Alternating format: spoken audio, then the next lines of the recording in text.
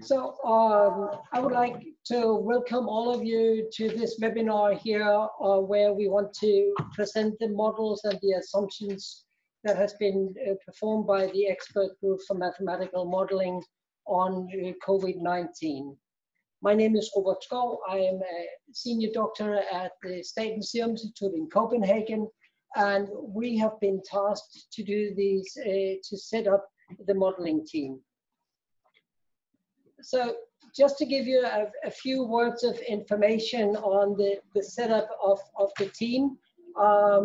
The team was assembled in on March 19th after request of the Danish Ministry of Health, who asked Statens Serum Institute to form and lead an expert group to do mathematical models for COVID-19. The task of the group was to describe the development of COVID-19 in Denmark, to assess the need for critical healthcare functions, including ICU and ventilator capacity, and to model the effect of the present and future possible measures that was introduced by the authorities, as well as the effect when these were lifted. The expert group has performed the work as consultancy for the Ministry of Health. And that means that we have only examined questions and scenarios given by the ministry, what we in Denmark call myndighedsbetjening. And that means that the group has not on own request done any self-estimation of possible scenarios. Today's webinar will be with the program that you have seen up front, which starts with this introduction here, then followed by an overview of the model structure, two talks about parameters, one on hospitalization and one on contact and reopenings, and then the model and uncertainties within the model. The webinar here will be led by Jakob Stoustrup, and we have also three discussants here that will start the discussions, and you will be able to put on questions using the chat function as well. Before I hand over to Jakob, who will introduce the discussants, I just want here to show you all the members of the expert group that was put together from Danish Statistics, Danish Technical University, University of Copenhagen, the central region, capital region of Denmark, the hospital Rigshospitalet, and Roskilde University Center. In addition, both the Danish Health Authority and SSI has participated. To lead the webinar today, we have Professor Jakob Stoustrup, who is a professor in regulation theory and as well as a prodecan for education at Aalborg University. Jakob is focusing on modeling, estimation, and regulation of dynamic systems, including for healthcare, where he has been doing research into blood,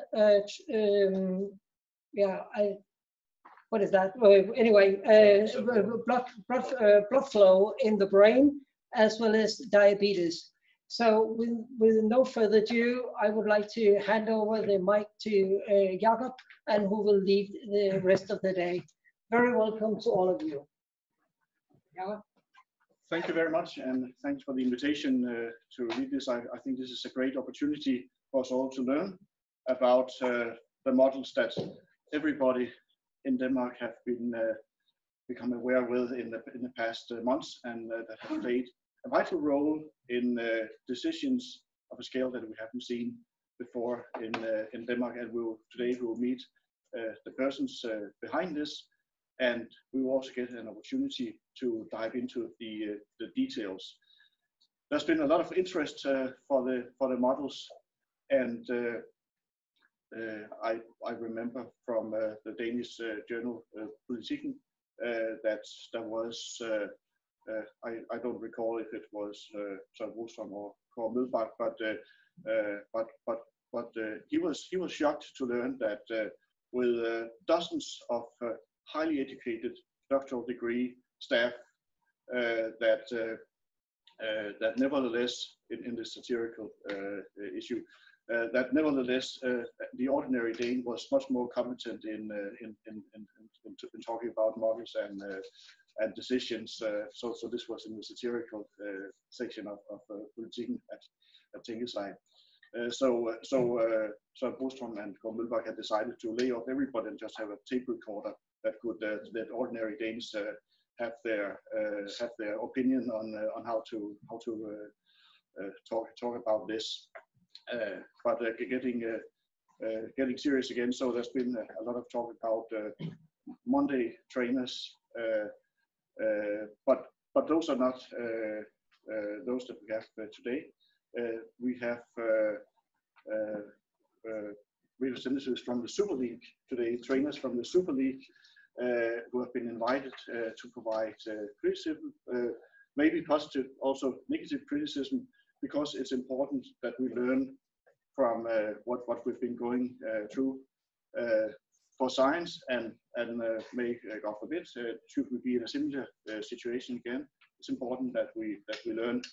There's clearly been a lot of public interest in this, as I told you this small anecdote.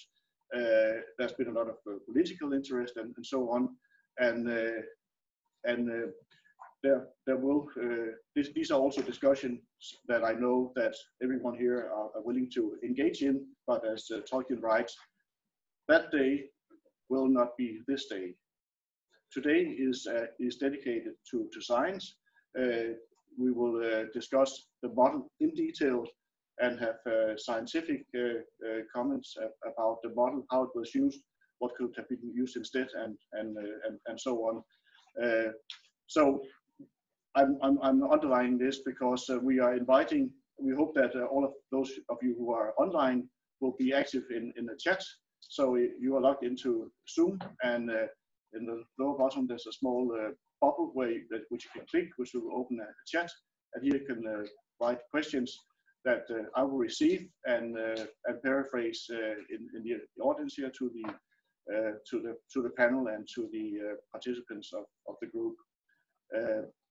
But please remember that what we're discussing today is the model, how it came about, and what the parameters are, and what could have been done instead, but not about the context in the political setting and so on. You will discover that I'm very much like an egg. I'm very soft on the inside, but I'm very hard on the outside. So I will try to manage time precisely, and I will only rephrase questions that fit within the scope, the scientific scope that we have today. We will first have a presentation, like Robert Fosgerau said, of the model, the parameters, and so on. And there will be time between the lectures to have questions from the chat or from the audience, and afterwards we'll have a round from our opponents, so to speak, which I'd like to present. I have here Susanne Ditlevsen, who graduated in 1999 with an MSc in mathematics from Universidad Nacional de Educación y Distancia in Spain, and with an MSc in statistics 2000 from University of Copenhagen in Denmark. She got a PhD 2005 from Department of Biostatistics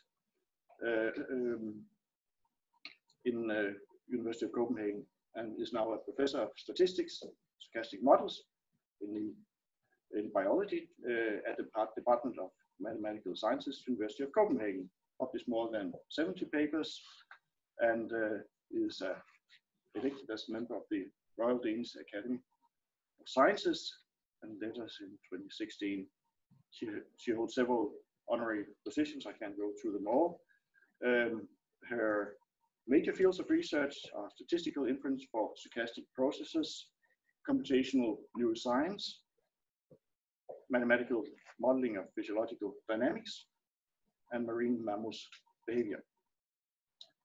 And in the middle, we have Mogens Fosgerau, who's a mathematical economist with research in microeconomic theory and microeconometrics. His current research focuses on discrete choice and information theory. He has an advanced grant from the European Research Council to develop entropy-based models for predicting how people make choices in high-dimensional spatial context. He's editor-in-chief for economics of transportation. And last but not least, we have Professor Jens Lundgren, who's MD, DMSc, Professor, Senior Consultant, Academic Chair, and Director of the Work Center of Excellence for Health, Immunity and Infections, and the Danish National Research Foundation Center of Excellence for Seminary, the Department of Infectious Diseases at Rigshospitalet, University of Copenhagen, Center for Cardiac, Vascular, Pulmonary and Infectious Diseases. And his curriculum is very long. He has an extensive list of publications in scientific literature. Primary research interests are clinical and public health aspects of the HIV infection itself and its infectious and non-infectious associated morbidities. So we have a very prominent panel here, but first we'll hear about the model and its parameters from the team that developed it.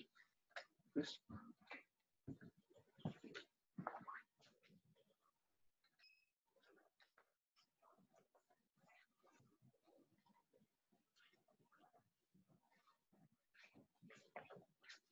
Good morning, everybody.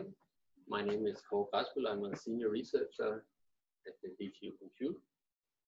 I'll give a short introduction to the population models. That is the models that we primarily use to advise the government with. In the expert modeling group, we did a lot of different models, but today we'll talk primarily about these population models.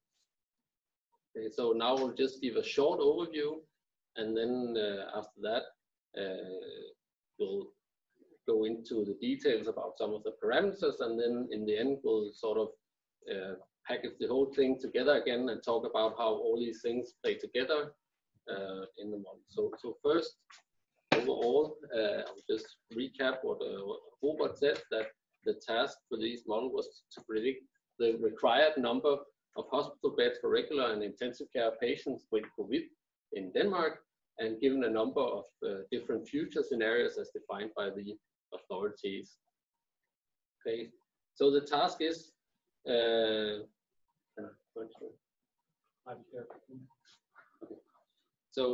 so we needed to do patients in hospital and patients in critical care. That was necessary to have in the model. To do that, we split those two into patients that were in hospitals and would later require critical care, on patients that would later recover. And those in critical care, they could recover, go back to hospital and be in beds there, or they could simply die at some point. To know how many people would go into hospital, we also modeled the number of people with disease outside of hospital, and that was split into two groups, people who would go into hospital and people who would eventually recover outside of hospital. Furthermore, we had these were the infectious group, and there was also an exposed group, so people who have gotten the disease but is not yet infectious. And then there is the entire population, the susceptible population. So this is kind of an expanded SEER model. And furthermore, we also did this twice. We made it age structured, given that there is difference in the severity for different age groups. So we split it up so that we model each two age groups separately. So that was the first version of the model. Later models, we took everything that went on inside of the hospital, and that was made data-driven. So that was not some parameters that we estimated. That was completely driven by a multi-stage model that Thijs will present. And then we would then focus on what goes on outside of hospitals, and that is driven by something we call the betas, which is a compound of contacts between people and the transmission risk. And that is, those betas vary in time because we had different restrictions. So we had a lockdown, and we had pre-lockdown, and then we have a gradual reopening of Denmark. So the number of contacts changes all the time. So we have tried to capture that, and Lasse will talk about this later, how that was implemented in the model. Yes, and that's basically the program. Thijs is going to talk about hospital data. Then Lasse Christiansen will talk about the dynamic betas, and then I will talk more about the model. And then in the end, there'll be further questions to all. Yeah. So now Thijs will talk about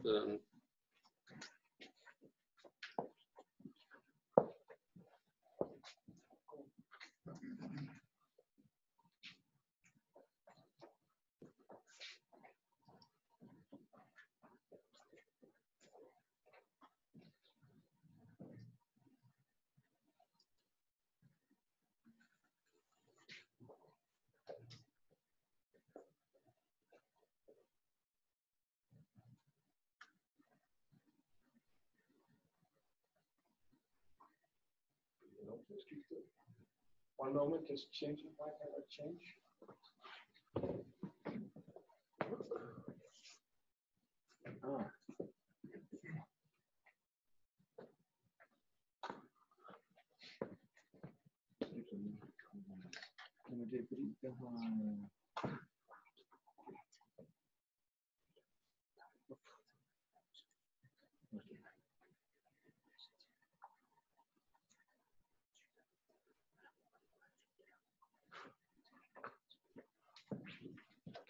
Yes. Thank you, Paul, and good morning, everybody. My name is Thijs Lange, and I'm a statistician from the section of biostatistics at the University of Copenhagen. And I will explain a bit about how we understood and how we modeled the movement of patients through the hospital system.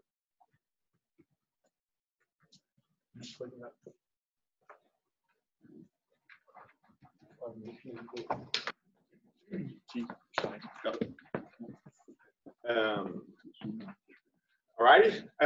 So just to recap, what is the goal of this whole exercise?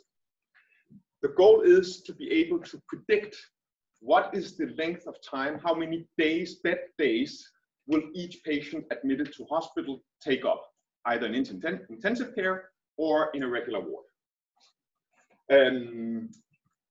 What is not the goal is to try to make the best possible individual predictions. If you were the treating physician, you would be very worried about what are pre-existing conditions, what are all sorts of other issues, and you could make quite precise estimates for what the individual patients, how long they would stay there. That is not what we are doing, because this is something that has to work inside the bigger models, as Kåre described.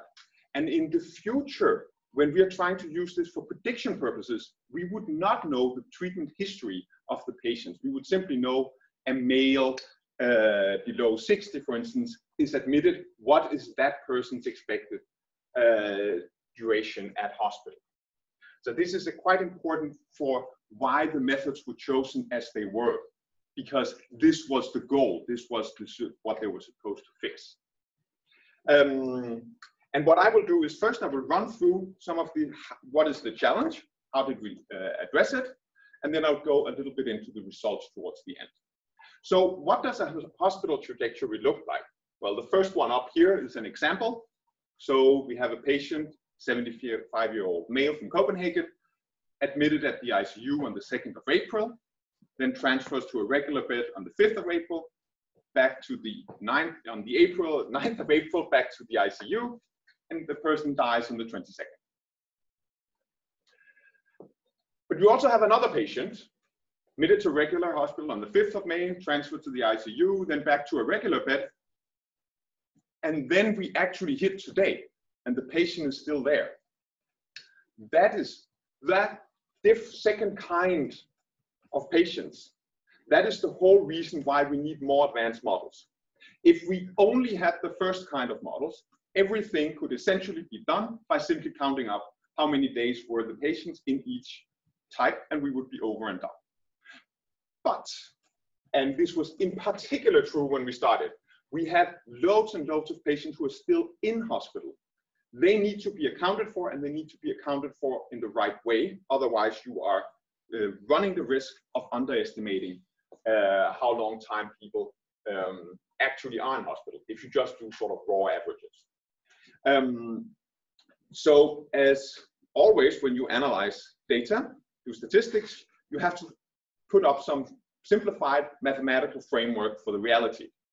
In this setting, we chose to model movements of patients as at every possible time, they would be in one of 4 states. They could be in a regular bed, they could be at the ICU, they could have been discharged alive, or they could have died at hospital. Then patients can move between 1 and 2 as many times as they want. And they can move from either 1 or 2 to 3 or 4, but you can of course not come back from 3 and 4. 4 is obviously you cannot come back from. 3 is because we simply stop follow-up at discharge. So we are not considering readmissions here. This data can be modeled with so-called multi-state model, because multiple states. And to give you an idea of how you actually do it, I presented a little bit of a code snip, data snip. This is one patient. It's obviously not the real data, but it would look like this. So for every time you have a patient entering a state, for instance, state 1, that's the first 3 lines, you are running, that patient is running the risk of moving either to state 2, 3, or 4. Therefore, that could be represented as 3 rows, 3 potential transitions for that person at that time. We record, that's the T-stop, when something happened, the status variable reports which one of those happened. In this case, you can see he moved to state 2, that's the ICU. Therefore, he appears again in the next 3 rows. Now, he can potentially move to 1, 3, and 4, because now he's at the ICU. This patient actually never, we never observed the outcome for this patient, the end. We just know that when we log the database, he is still at the ICU after 19 days since admission. This is the kind of data we have. And to give you a feel for maybe not all the technical details, but the important intuition on how you model data like this, then as I shown in the beginning, you cannot just look at the whole distribution of data. T in this case is when the person died. But what you can look at is little instantaneous risks. So even though I don't know the full trajectory, even though I haven't seen the full trajectory for a patient, I can still ask questions like, what is the probability of getting from the regular hospital to the ICU within the next little window of time? And then, that's the mathematical trick, once you have all these little transitions, you can recover the full distribution. The intuition is actually fairly simple. It corresponds to this. How do you live to be 100? Well, you don't die when you're 1 year old, you don't die when you're 2 years old, and so on and so forth. And each and every one of these probabilities are computable, even if you haven't seen everybody for a full 100 years. And this same kind of insight is applied to each of the 6 possible transitions in this system. Now, there's been a lot of model work, and it's been really impressive to be part of this and to see Paul and everybody else in the group how much they have built from scratch. I cannot take that kind of credit because I have not built very much from scratch here. These models are very, very well understood, and they are well implemented in existing computer code. So once all the data work had been done, the really, really core estimation part is done with pre-existing software. This, of course, also has the great benefit that we don't have to worry about potential issues of coding there. That this was just well-tested software. Technically, it's the combination of Nielsen-Olin estimates and Olin-Johansen's implemented in the R packages, MState, and Survival. And I kid you not, once you have removed all the data manipulation source, the data manipulation codes and output and so on, then those 3 lines of code, that's all that really matters. However, we had a bit of a special challenge in the beginning. When we started this, we had at most around 11 days of follow-up. And a lot of patients spent, sadly, longer than 11 days in the ICU. We had to make a statement on those. We couldn't just say, well, we don't know what happens. So we went into dialogue with some of the intensive care doctors, and we came up with a estimate of that after this longest follow-up we had, we would expect 6% per day to exit the hospital, either through death or discharge. As we got more and more data, this horizon for when we had to introduce this fudge factor got prolonged longer and longer into the future. But in the beginning, it was something we had to do. Otherwise, it would have been impossible to do the overall estimates of the number of beds. The results, they come up like this, that how many days is it since you were admitted to hospital? What is the probability of being in a particular state? Which is a cross-sectional. So for instance, after 15 days below 65 years, we have around 10% who are still at the ICU. Those kind of graphs like this was actually the key output that was fed into the other model. Only it was, of course, not fed in as a graph. It was fed in as a transfer function like this, which at every single time point, high resolution time grid, told you what is the probability of being in each of the possible states. And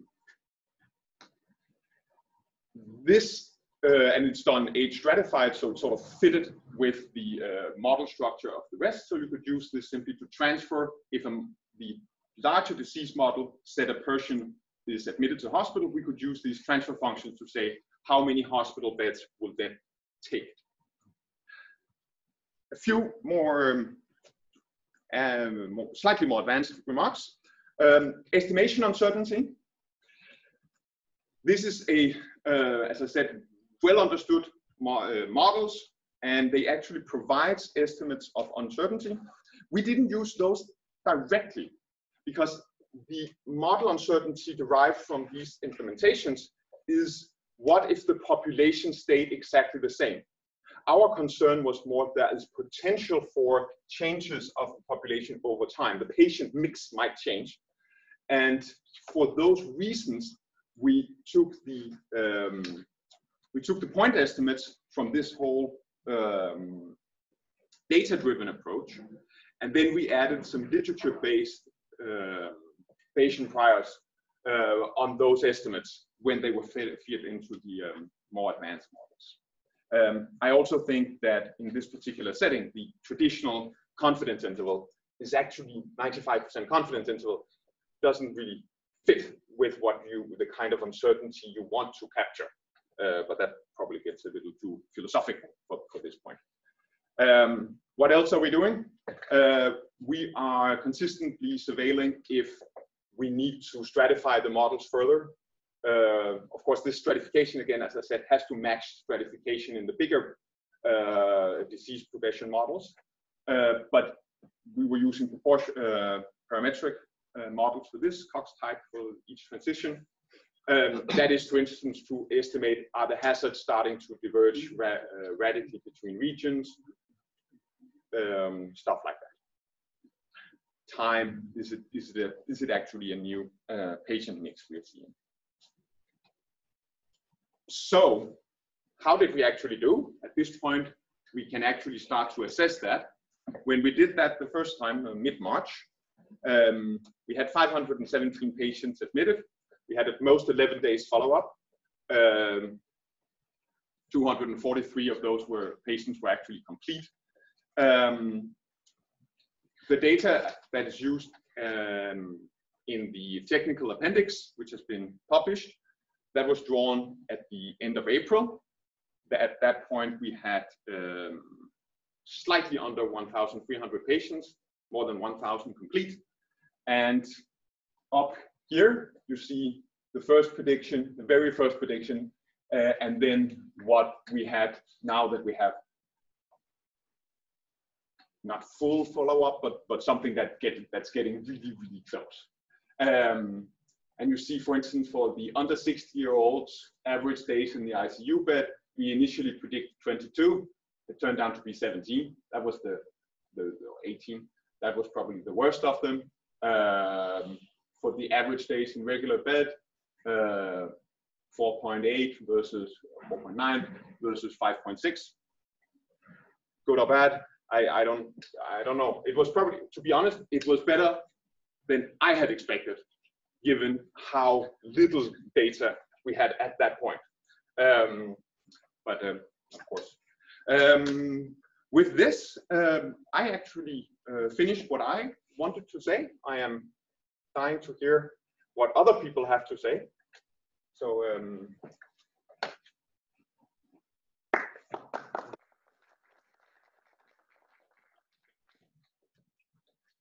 Yes, so let's first take quick questions from the panel. Jens?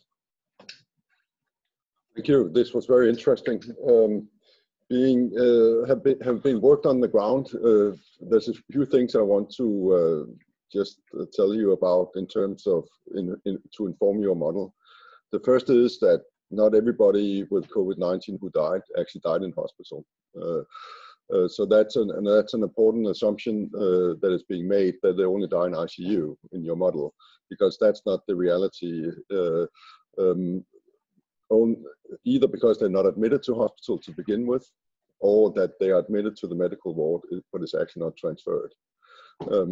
So that's number one. Number two is the concept of recovery from COVID-19, which has been evolving. So I appreciate during this time, in the last 2 or 3 months, that concept has been evolving, because initially we thought that if you get a patient discharged from hospital, then essentially that was equivalent to recovery from the disease. That is clearly not accurate. Patients die after being discharged, and around 10 to 20% of them get readmitted fairly shortly afterwards, which is why in the ongoing design of randomized trials that we are doing for new treatment assessment, we have actually extended follow-up to 3 months to fully capture the impact of the COVID disease, not only on morbidity, but as well on mortality. So that would be an advice to you in your further modeling to do a more comprehensive understanding of what is actually the hospital burden, as well as the population burden from the disease. Thank you.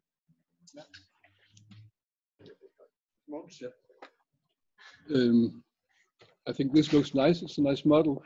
It's nice that you have data that you can actually estimate what's going on. And the model seems well suited to the purpose. One concern might be that there could be capacity constraints. There might have been capacity constraints during the period where you have data. There might be in the future that would affect medical decisions where to put the patients. and then you estimate, and it would be relevant for predictions as well, I guess. Yes. Should I put It's it on? So I think this is, let's say from a statistical point of view, this is kind of the nicest part of the model, because of the entire model, because here you actually have data. And you don't only have data, you also have data of what I would call pretty high quality from a statistical point of view, in the sense that even if there are some issues about the hospital and who dies, and maybe they change over time, the fact is that you have good data that you don't have at all for the other part of the model.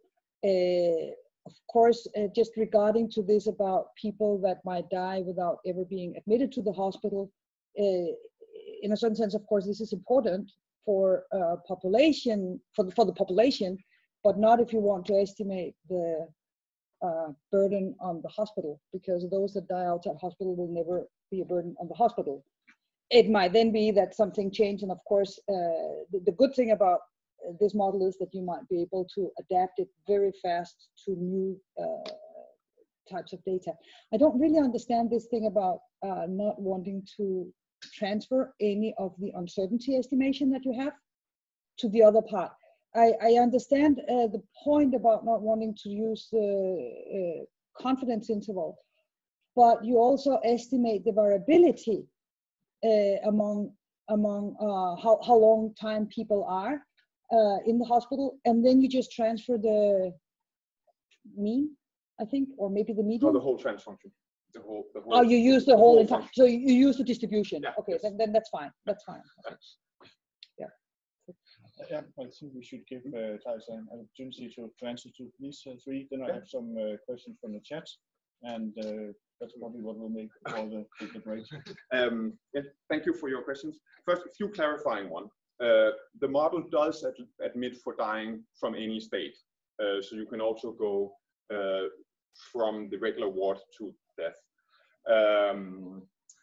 I am involved with Anders Perner quite a lot in other studies, including COVID-19.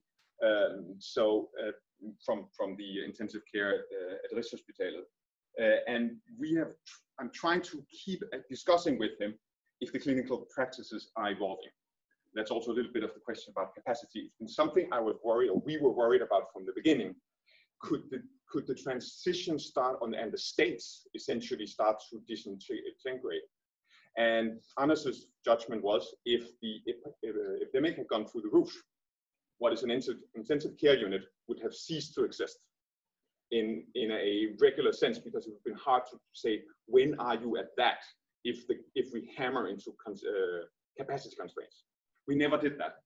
So far, that was not a problem we had to address in real life, because we stayed below capacity. The readmission thing, that is one of the things that probably should be looked into more, because that does carry into capacity, and they are identifiable in at least some slightly extended versions of the model, and it's interesting if they go in there. So that's definitely something I would like to look into. I was just thinking. No, I think I in a little bit of a mixed order. I feel I answered them. Susanne, about the estimation, how to carry the estimation uncertainty. The idea was a little bit motivated from how to integrate with the rest of the model formulations. But that was, at the end of the day, we need something that has more of a Bayesian taste to it, because that's what the rest of the models are. And we also wanted somewhere to put knowledge from the literature. In a perfect sense, in a perfect world, we would probably have built some even more advanced big Bayesian thing that could have incorporated it mathematically. Now it became a little bit more, we look at the estimated standard error for some of this stuff, combine it with a bit of what we saw from the literature, are we roughly on the same page? And that turned then into the kind of posterior kicks that the rest of the model Oh, I can stop now. Thank you. I know you have much more. Maybe I can ask you. You will get more time later. Maybe I can ask you to hold your fire, because we also have a few questions from the chat that I really like to. So you get first a technical one, which I think you can answer quickly. How does what you presented differ from a standard macro chain model? I would. We could present this as a time inhomogeneous. So it's I think it's more a matter of history in the fields. If you're using those terms, or these more survival analysis terms. So you could actually use an adaptive version of a market chain model, in your opinion. Yes, then it would need to be time continuous, but these things are quite closely linked mathematically. I think when we use this, it was also because the software is very well developed for this kind of data, this health data. Thank you. We have quite a number of questions that revolve around the notions of people, and some of you alluded to this already. But maybe you can just summarize how you handled patients who died without hospitalization, patients who were readmitted, and so on. Because we use this indicator strongly in the model, but it has these challenges. Maybe we'll come back to it later. But can you show me the first part about the patients who die without being admitted to hospital? This is one of the most cynical things I will ever say, but the thing is that doesn't matter for the strain on the hospital. It is a tragedy, but it's not a resource drain. So therefore, they do not enter this at all. They do not take up hospital beds. Then the second readmissions right now, they are treated as new patients. I think, yeah, they would be coming as new patients. That's not optimal. They are still too few to invalidate anything, but I think I would prefer to build that up. It's one of those things where you could definitely improve by identifying them more, and it can easily be propagated through the other parts of the model. So that should probably be there. Thank you.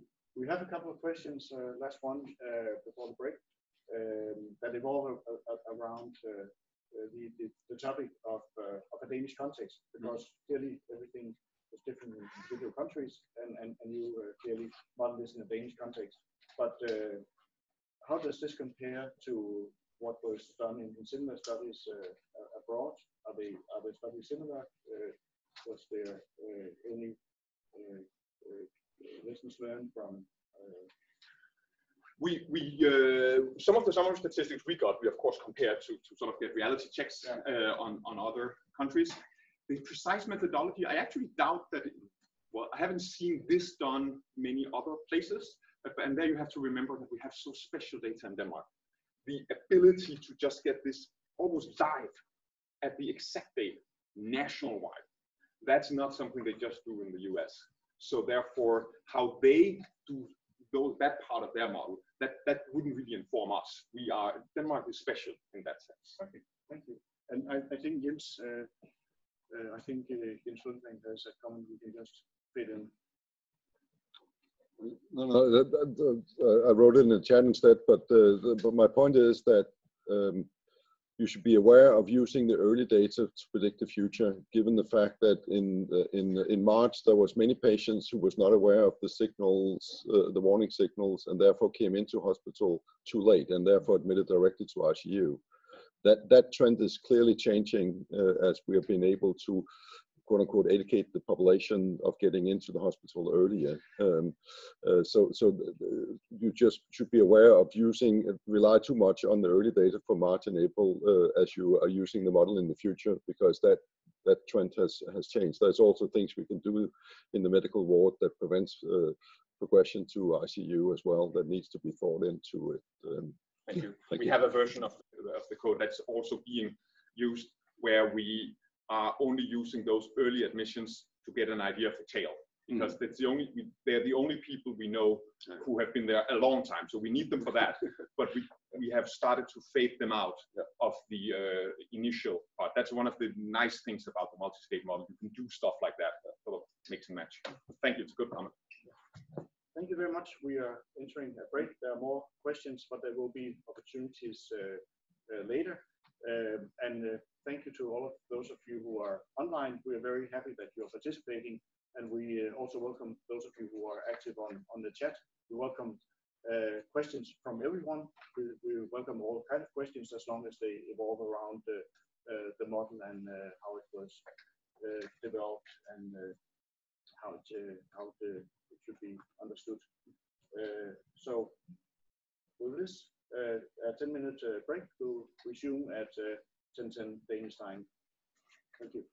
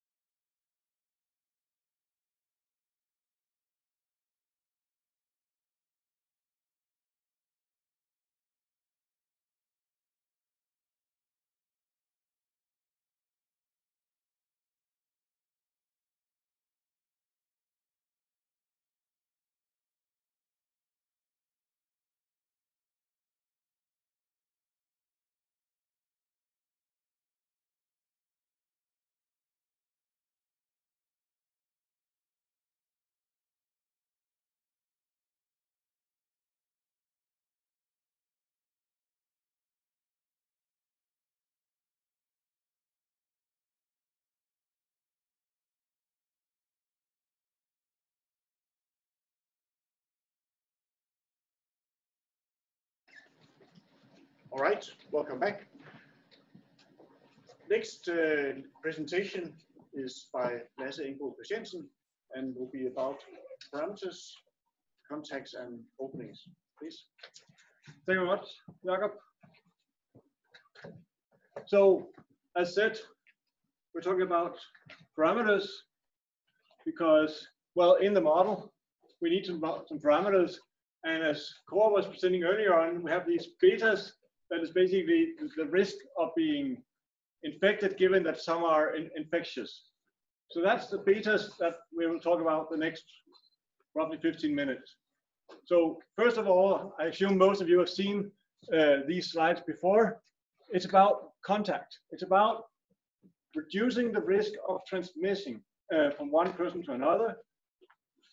We have focused mostly on people that are in close proximity with one another, but you also have, you can say, touching surfaces and then someone else touching it before someone cleaned it in between.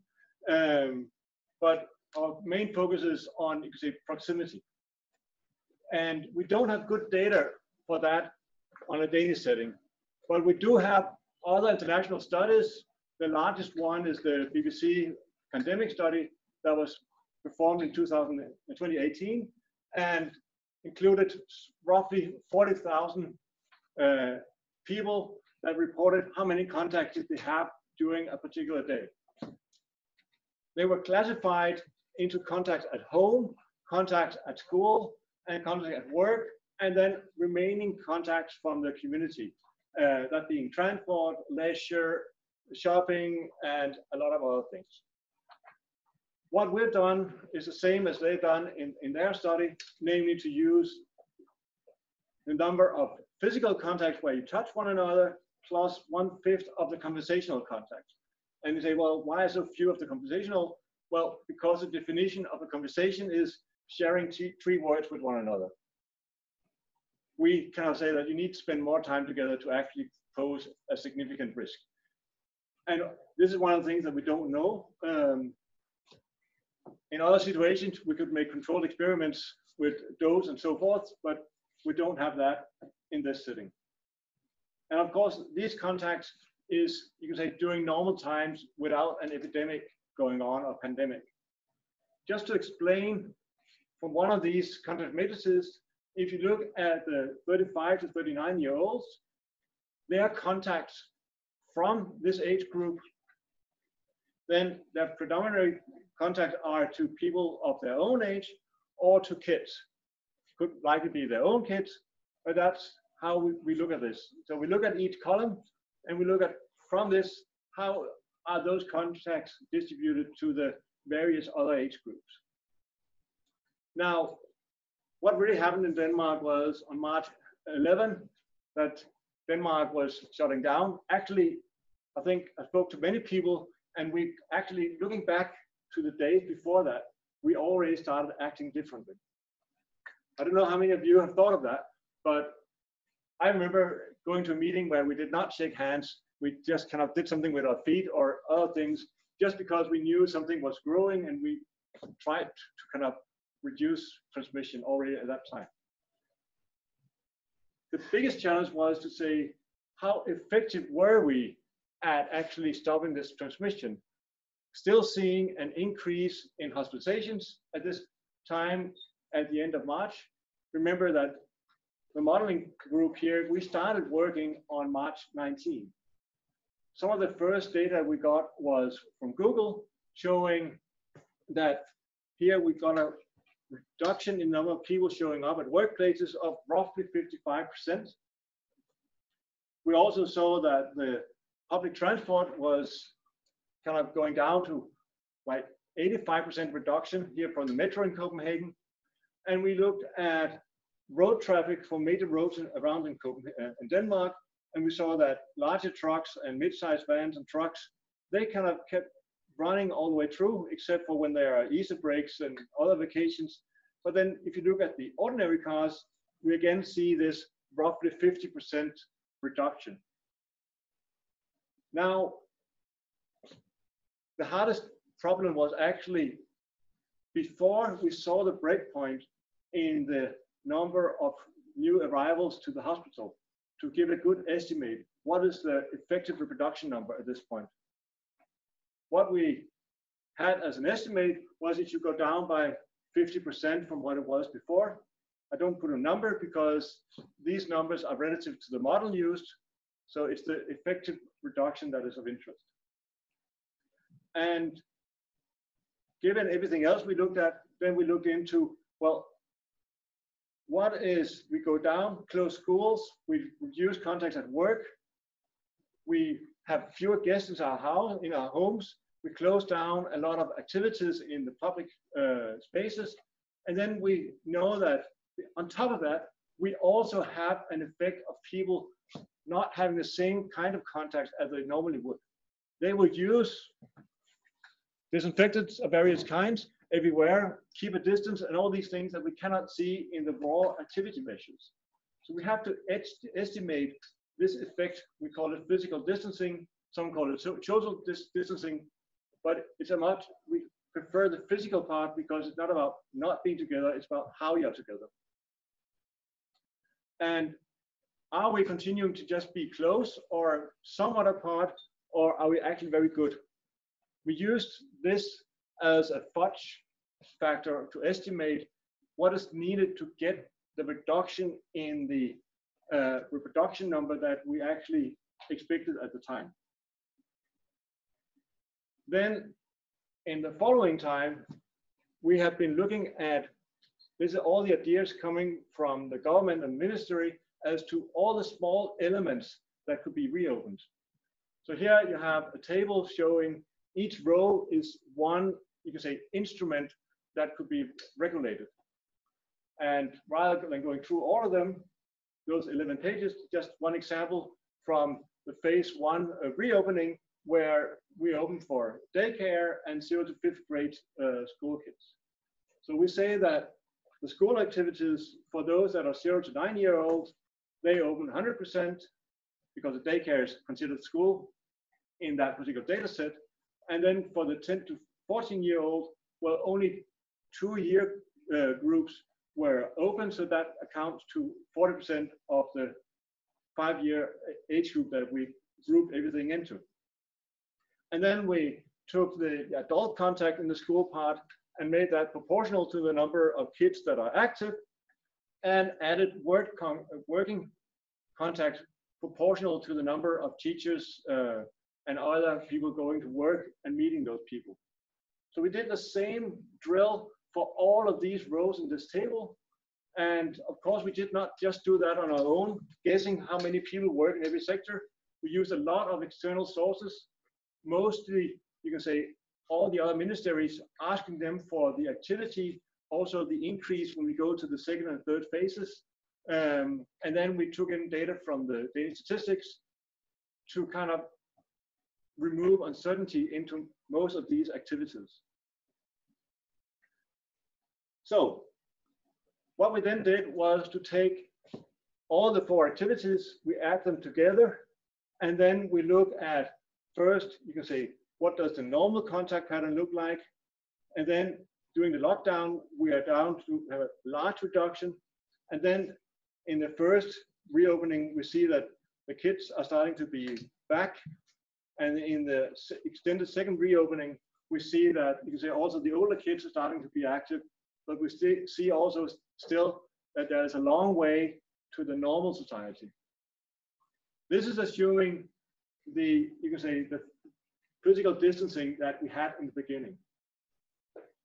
What we've been doing as sensitivity is to say, well, we don't know how the Danes are going to react to all these measures. Are they going to keep keeping the distance, or are they starting to socialize? We picked the largest or second largest auditorium in TTU for today to be able to keep a distance between those few of us that are present here. But we also know that when you start going out, you meet people, you talk to people, all of a sudden you're not as far apart as you thought you were supposed to be. So we look at what if you have the effect of physical distancing, and what if you go back to normal physical distancing within the same scenario. And then then we get much closer to a normal contact pattern. There's still some differences, in particular about the mid-age groups, that's related to universities not being active and a lot of other things. But that's the major block of people not being activated.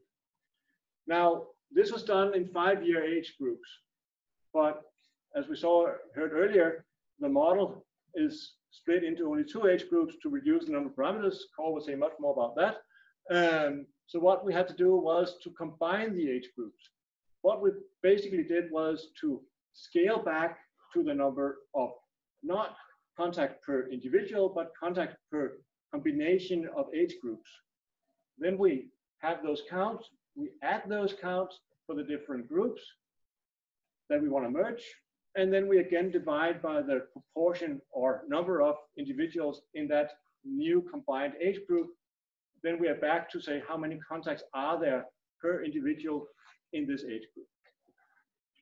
So far, so good, but the state in the population model are not number of individuals, but they are a proportion of the population. Therefore, we need to divide all the rows by the proportion of the population that comes in there. Now, we also need to have a growth rate that matches, because now we have contact. Transmission has to multiply by risk. So what should the risk be per contact? We should also keep in mind that these data are from Britain, not from Denmark. So we need to adjust it somehow to a Danish setting. What we then did was to say, well, in the early free epidemic, we're looking at a 20 to 24% daily growth rate. And then we said, well, what is the risk that we should multiply with to get that growth rate? That was kind of the prior that we put into this population model. And then we have a relative risk that we estimate, and Carl will maybe say a little bit more, or we can take it later. But basically, we have a relative risk that we multiply on that we fit to the data in the later models to account for the fact that this is not data from Denmark, but to get the best fit that we can get. Finally, I will just show how these beta values that are coming into the model are being, you can say, changing over time. We start in the prior to March 11 with an assumption that we have a free epidemic, and then the red curve is the young ones, the gray line is the older ones, and the blue is the mixing between the two. And we see the lockdown down, and we see then the first opening was mostly, and actually all of the openings have been, you see, predominantly openings for those that are younger than for those that are older. And then you could say we made an estimate because we were asked to do simulations over the summer, also because we wanted to see, in case things stays unchanged, it's not likely to happen. And we've seen that there's new opening maybe not every day anymore, but at least every week, that there are changes to what is open. Then we will see a second wave if the epidemic at that time is not mitigated by other measures. We do, of course, expect that to happen, but we'll get back to that, I think, in the discussion about what is our current focus. Now we're looking to somewhat degree backwards in time. That was what I wanted to say for now. So please. Yes, who wants to start? Mogens? So I think this is the most important part of the model, because this is where policy measures that we use to control the epidemic enter the whole framework. So it's crucially important what happens here. And the trouble is we don't really have data. So I guess it's very useful to have the matrices that you start with, such that you have some basis where you can say, you know, how many school kids are in Denmark of by age and so on. But it would be extremely important if it was somehow possible to include data on the things that we're actually interested in, which is infections. So how might that be done? But one thing you might be able to squeeze more out of the data when you take the reproduction numbers that you get from here and compare that just to what you see in the raw data, more or less, or what you get from the model. Or you might be able to use individual level data. So if you can see from patient records and so on, where people actually became infected, under what circumstances, that might inform you about the relative importance of different kinds of contexts. So it's going to be a lot of work. It's not easy, I'm sure, but it's I guess since this is the most important part, that is where you could focus. The matrices that you have are based on a survey made in the UK. Why not make another survey in Denmark? If you say it's too expensive, it's not too expensive because this epidemic is extremely expensive. So anything that can be done to reduce the cost just a little bit is worthwhile.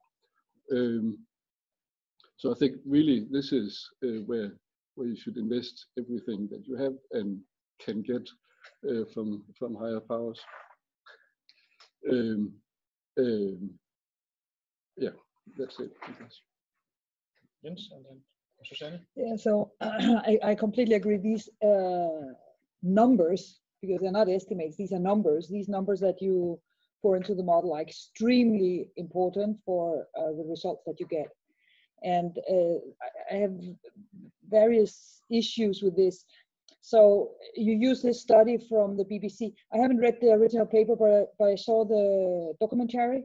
And as far as I understood, this is not a randomized study that they have. So not even is it not data from Denmark, it's data from the UK. And it was basically on a voluntary basis that people signed up for carrying their phone with the BBC, which means that from a statistical point of view, my statistical heart is trembling for what is going on here. So these parameters are extremely important. And I also agree with you that talking about whether it's expensive to collect data is a completely nonsense in these days, because we are talking really, really big economical business here. So whatever data we have to collect, we can have problems collecting it for other reasons, but they should never, ever be economic. And I am sure that any of the foundations would give money immediately. So I think this is a point. But I also have another point, and that's how these enter in the model. And that has to do with the entire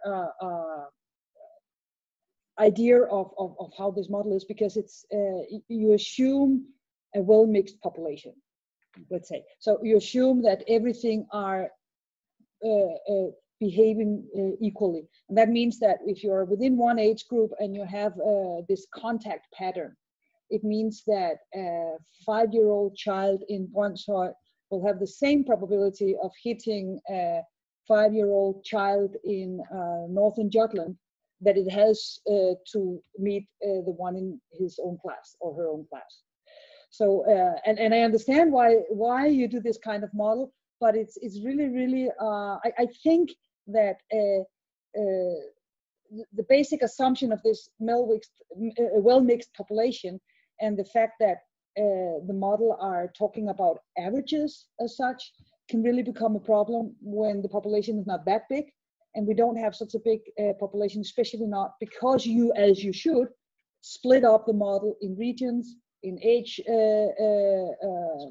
strata, and that makes it really, really small. So probably a deterministic model, and maybe I should explain what deterministic is for those that are not in mathematics. So deterministic means that there's no variability left. So we are just looking at something that is kind of assured. There's no randomness left in the model. And I think that lies ground for huge predictions which I also think has been shown by your model, that you have a tendency to overestimate and I don't criticize that. It's an extremely difficult problem. So I don't criticize that you don't hit, but I think one of the problem is that you simply, the assumptions, the basic assumptions for using this type of model are simply not fulfilled. Jens? I think my two colleagues hit it on the nail, both in terms of importance and also the obvious inadequacy of using data from another country that you don't know whether they are true, and then fit it, as you say, in a statistical language, deterministic, so there's no allowance for variation, and then you build everything based on that, and then you make very hard conclusions that is used by the political leadership to make decisions.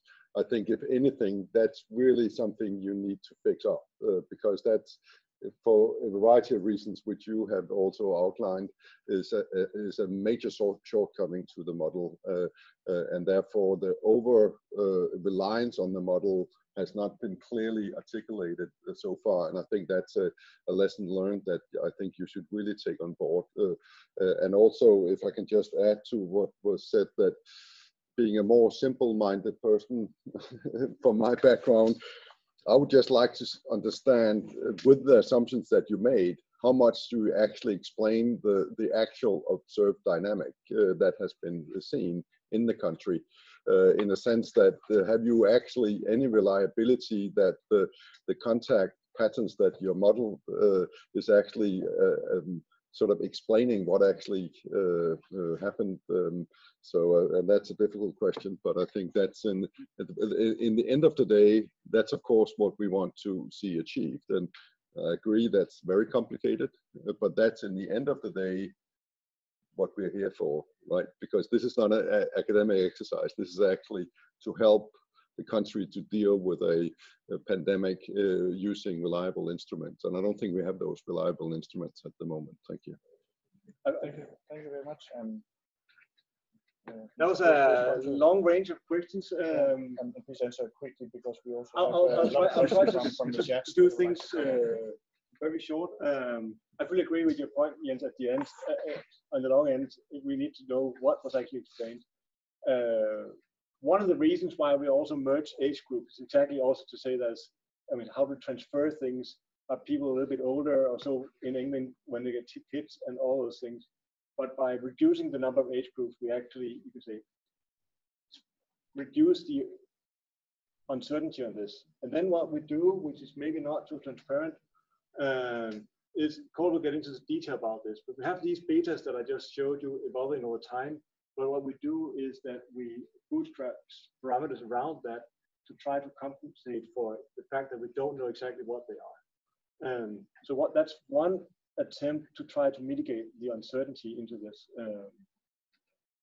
And also about the well-mixed part, we fully agree that that model only holds for the period of time when there are enough susceptible around, so they don't run into so-called susceptible depletion. When you start to run into that, then you need to consider the mixing. But what we have seen so far is that we have a prevalence of people, seroprevalence from the estimates I've seen, that is just above 1%. So that means effectively we have roughly 98 to 99% that are still susceptible. So there may be small pockets where there is susceptible depletion, but it's not widespread. So. But that's not the only problem with the. No, but it's just one of them. Yeah. I fully agree, it's a concern. We have also looked into, you can say, individual-based models where you simulate individuals and how they are.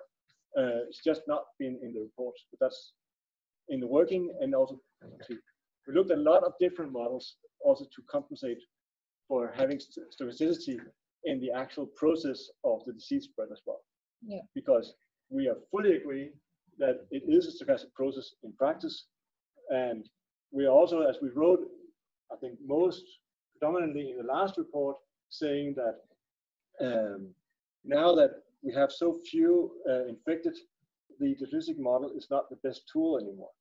it's better when you have a high number of people that are infected, because then the mean value is better representing what is actually going on. Getting back to data from Denmark, we are in close collaboration with the so-called HOPE project, where they are, and we actually ask them to refine their questions so that we can actually get contacts that people that, so they are sampling a random population. And we invited them, and they asked another foundation, I forgot what it was, I won't say anything wrong, so that now they can actually have samples every day instead of just twice a week, because we requested that through that, and now we get information about whom and how many contacts they have of a certain duration. We haven't built that into the model yet, because the data has only just started coming, but that's some of the things we want to populate with when we have it. We also look into the trafikvaneundersøgelse in Denmark. I don't know what that translates to, but it has similar pieces of information, but small samples. Patient records, we actually have very limited information about where people got infected. There are interviews going on, also to have the duration, in particular the duration from when you have clinical signs until when you're hospitalized, as in how long time do you actually pose a risk to the society outside the hospital, and when are you inside. I think that was a short way of covering most of the questions there. Yeah. Thank you very much. We also have time for some questions from the chat. There were some questions about the code of the model, and all the various versions of this was very much work in progress, and all the codes are there. The one that has the contact data that you presented is, you can find a link at the comment from Hannes Ulrich at 10:20. I think this is the most recent one. Yes, that is the link. Yes, that's the link. So, couple of questions. Is the probability of transmission, the additional risk factor in your model, the same for all age groups? No. Yes, the probability of transmission is assumed to be the same. Yeah. So we scale with a fixed number. Yes. And you can say, well, is that fair? I think we're getting into the discussion about the parsimony of parameters. We don't want to have too many parameters. We want to have the right ones. And it's an ongoing debate when to inflate the uncertainty, and will you actually introduce a bias by including other parameters. So that's one of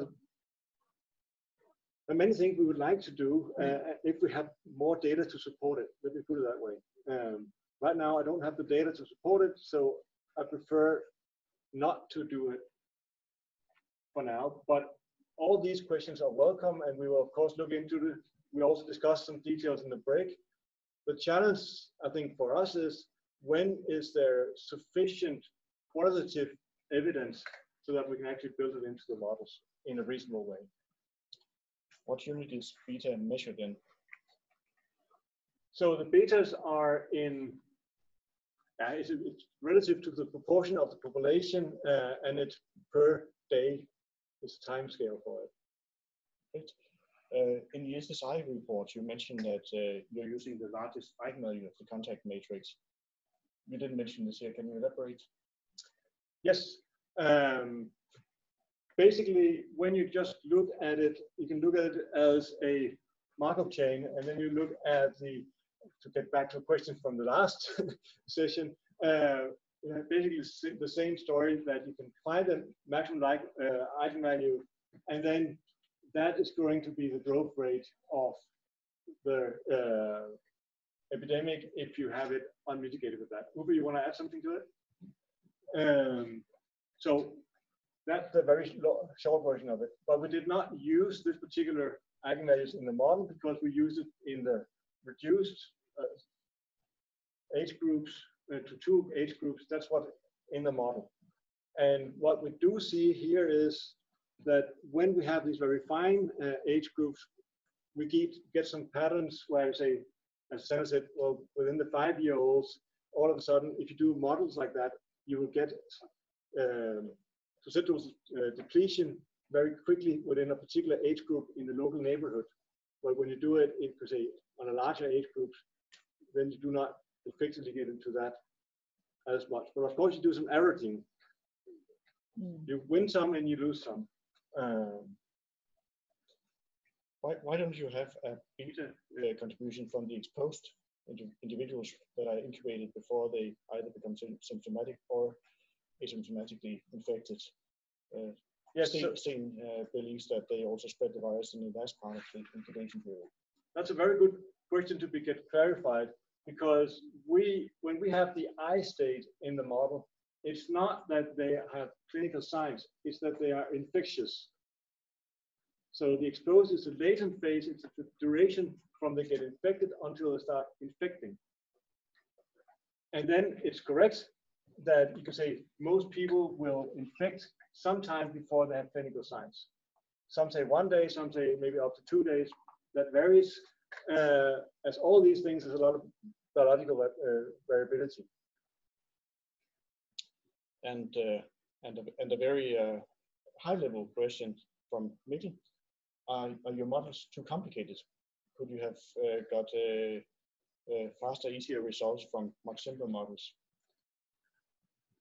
I think what we should look at the different components of the model. So what we're trying to do is to use the data that we have at the level where we have the information. So we have hard data on how many people are doing various things, whom are regulated, so there's school closures and so forth. So we should use that information at that level. And then what we do is we aggregate things to the level where we have the dynamic population model. We also have a more detailed flow within hospitals, but basically we use the transfer function. So in the population model as such, we try to make things as simple as possible. But that's why we reduce things. You have seen other people making models where you have tons of age groups, but we have not seen the need or the number of the information is not there yet to actually populate that in a way so that we can argue for that need. We have argued for the need to make a split in age groups due to the fact that older people have a higher risk of having critical disease. And early on we set the age to be 60. One can debate whether that should move 5 years up or down, but that's when you get up to that age, that's where you have, you say, an increased risk for hospitalization and critical disease. And that was the reason why we picked that. So it gets back to the purpose of looking at hospital loads. Great. Last question, which is one that I believe is of great interest to the general public, from Gravy Keith. So can these models at all predict the relative efficacy of, say, opening fitness centers versus football matches, or allowing graduation trucks versus letting researchers return to work? No. I think will be the answer. That's a clear question. That's a clear answer. Thank you very much. No, I mean, we have so many small details, and we talk about the uncertainty of all these estimates. Let's just be honest about some of these things are giving so small changes to the estimate of the beta that the uncertainty on those estimates just overwhelms it. It's not the individual element, it's the combination of a lot of elements that pose a risk. Yeah. But can you elaborate a bit more on how in terms of reopening, how can you use the model? So maybe I should add what I did not say here, but what is written if you look at the 11-page table is that when we have things where you have physical activity like fitness centers, we actually said that the risk is not just proportional to the time that you spent there, but it has a higher risk. A factor 4 was the value that we use, because you are physically active, which means that you're breathing heavier, so you have some, you say, risk, more risky activity. So we have some places where say here there's definitely higher risk, and we give those a higher risk. But you can say a lot of workplaces and so on, that's basically the proportion of people, because we don't know how things are. Another thing that we did not know when we were, say, making one of the early reports about the reopening,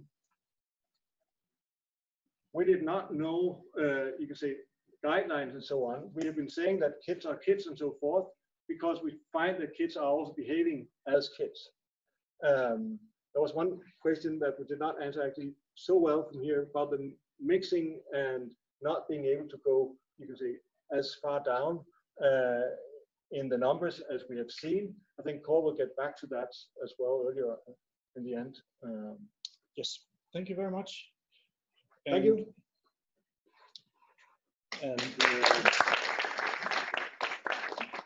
the last lecture today is by Paul Rasmussen, which will be about models, uncertainties, And the undetected number of infections, the so-called murdertal.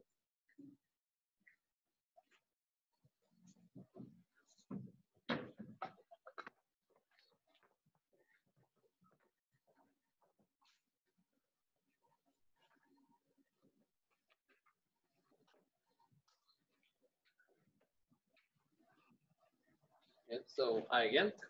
So now we'll try to take all the things that Thijs and Lasse talked about, all those components, and tell you a little bit about how they were put into the framework model, the population model, and a little bit about the history of how it evolved and some of the results. So I'll remind you the task is we want to model the required number of hospital beds for regular and intensive care patients with COVID in Denmark, given these things.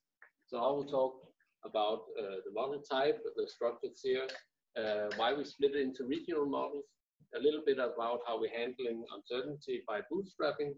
Then I'll talk specifically about the mørketallet, because a lot of people have been commenting about this. This is the underreporting, you could say. And then a little bit more about the simplicity of the model. I think we already touched upon some of these subjects, so we'll talk a little bit more about it perhaps. And then I'll have a simple slide on how well we actually predicted this epidemic.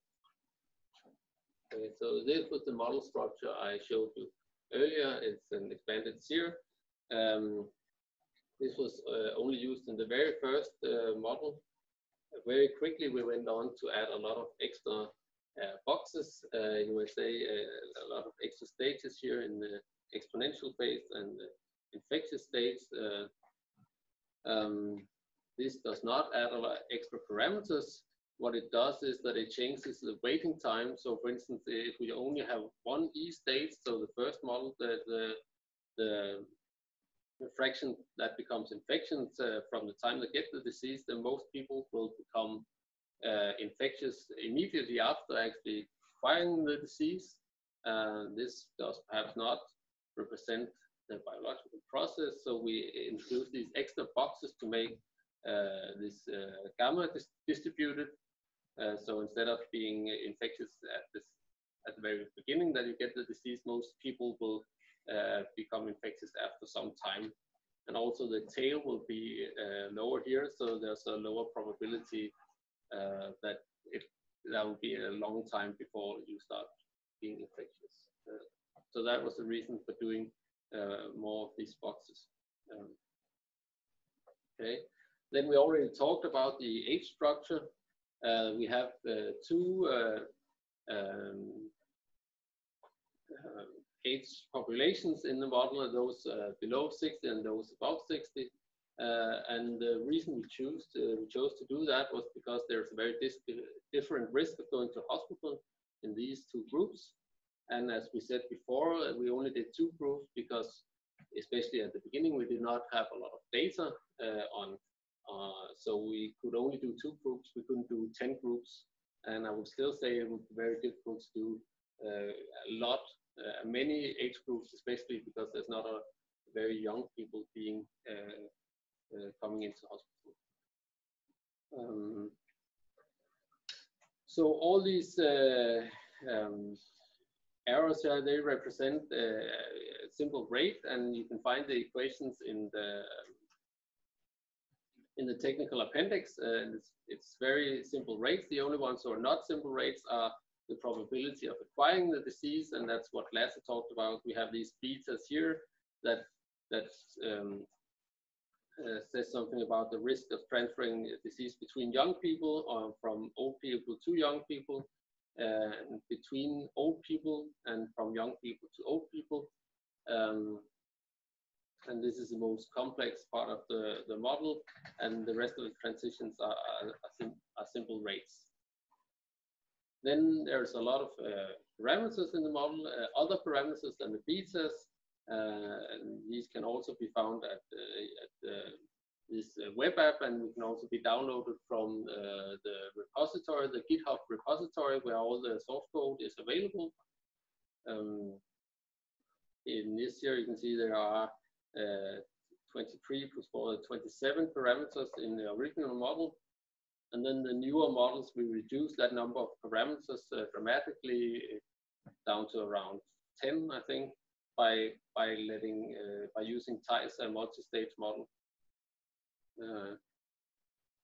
Then at some point we split into regional models, and the reason we did that was because that we could see if we tried to fit on these age groups with the same parameters, some regions would be very badly fitted. But if we had this scaling parameters, this relative risk that Lasse talked about, if that was different on different regions, then we would have then we could have a lot better fit of all these curves for the different regions.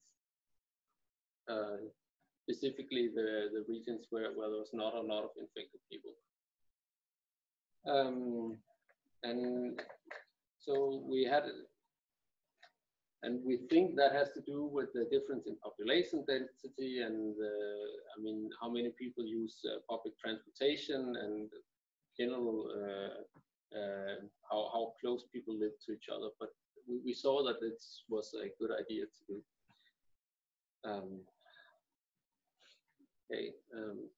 Then there's the uncertainty, and as we talked about outside of hospital, most parameters are still quite uncertain. I'm talking about the disease parameters here. So there are some. So how do different people at different ages respond to the disease? What is the variability in this? So especially what is the distribution of these parameters? There's a lot of literature now that have some estimates on means, but the distributions are also important to know to get a good model. And when are people most infectious is also something that we are very interested in knowing. And how many are asymptomatic carriers and how much do they transmit disease is still unknown. And that is something we would also like to include in the models, but was not possible, especially in the early models. And some of these uncertainties we have tried to handle by doing this bootstrapping and then weighing on results. In the early models, we did bootstrapping on all parameters, and then we did weighing based on how well it fitted, how many people were actually in hospitals. In the later versions, we did bootstrapping on most of the parameters, then fitted some of the parameters to get closer to the observed data, and then we fitted that to the people, the amount of people getting into hospital, because the multi-stage model would take care of everybody in hospital. So we fitted on people getting into hospital instead of people being in there. So what do I mean by bootstrapping? To make a simple case, so this is bootstrapping, meaning that we have all these parameters and then we draw randomly within the range that we think is realistic. We draw a number for each parameter, and that will then become a curve. So we have a pink curve here, and then we draw some other parameters, and that becomes a yellow curve.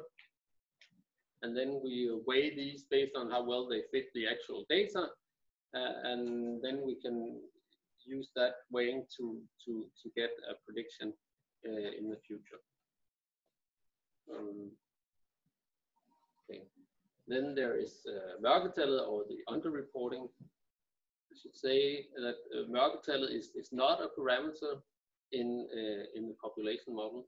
And there are different definitions of the mørketal here. I mean, the number affected in the population compared to how many positives are there. So if there's 100,000 out in the population and only 10,000 tested positives, then the mørketal will be a factor 9 or 10, depending on how you calculate it. What we do have in the model is a probability of going to hospital given that you have the disease. That is a parameter. That is how many are hospitalized given number of infected, and this is also age stratified. So we believe that this number is probability is higher if you're in the older category, because older people get more severe disease. So probably more old people who get the disease will actually be going into hospital. And then these parameters, of course, sort of somehow relate, but they're different in this significant way. Okay. We do not actually use the number of positive tested in the model as a parameter, as the testing strategy has changed over time. So the number that was tested positive depend a lot on the test strategy that you use. So that is not something we have used to inform the model or fit the model on.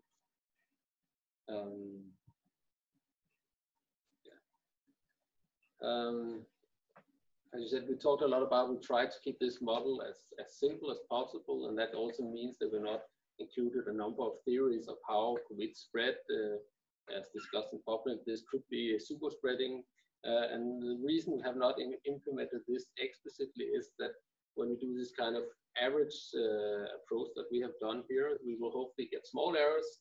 But if we log on to a specific way of doing a spread of the disease, we do get the risk of making big errors. So if that is completely wrong, what we assume, then we will get big errors.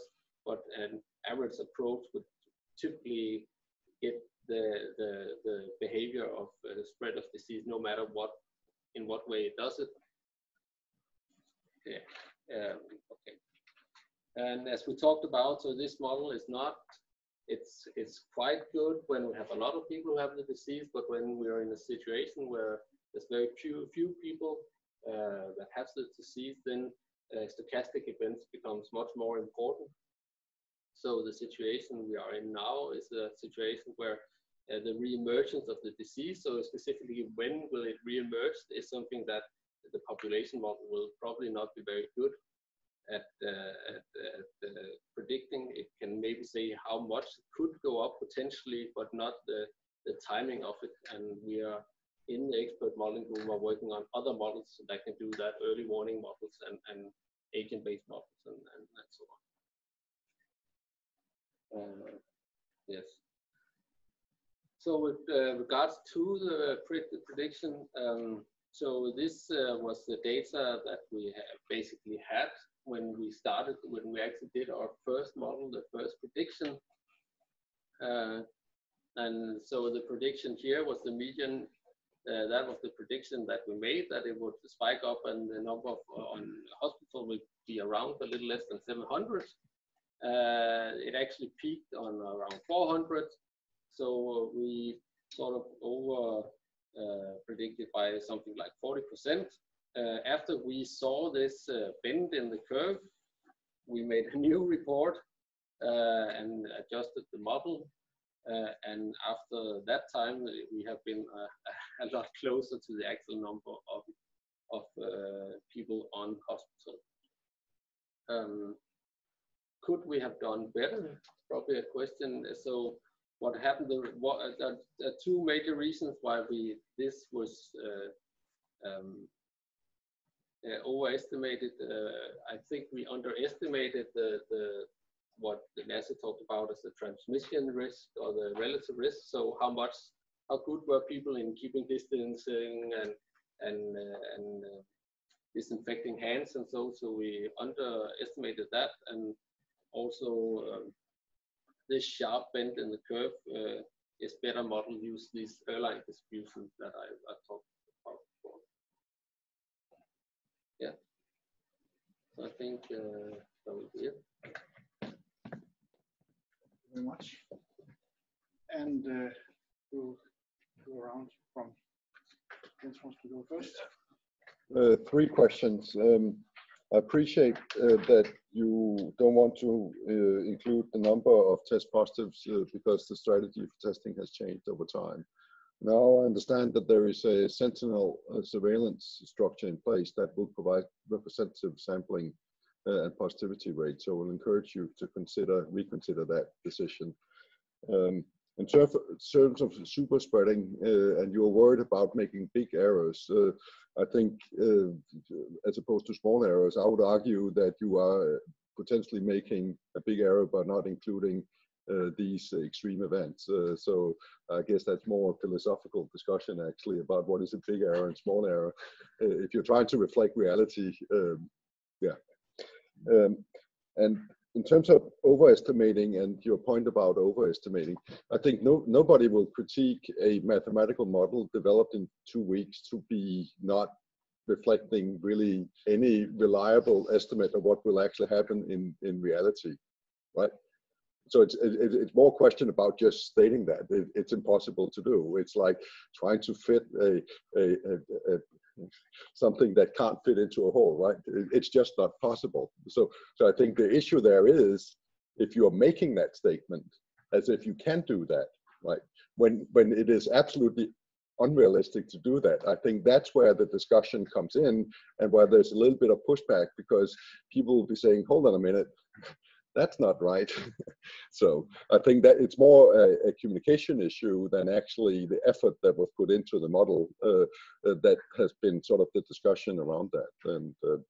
And then if I can just end by saying, I know before this pandemic went aboard, the Danish regions had an estimate based on the Danish health authorities that of those infected, 85 would not be admitted to hospital, and I believe around 5% would be admitted to intensive care. I would be curious to understand, how did your model actually inform that? Was that a right assumption or was it a different assumption? Thank you. Yes. Okay, so now we are beginning to see all the pieces of the model, I guess, with what we have already seen. So you have these 2 parts with the population model, and then you have the survival model of the hospitalization.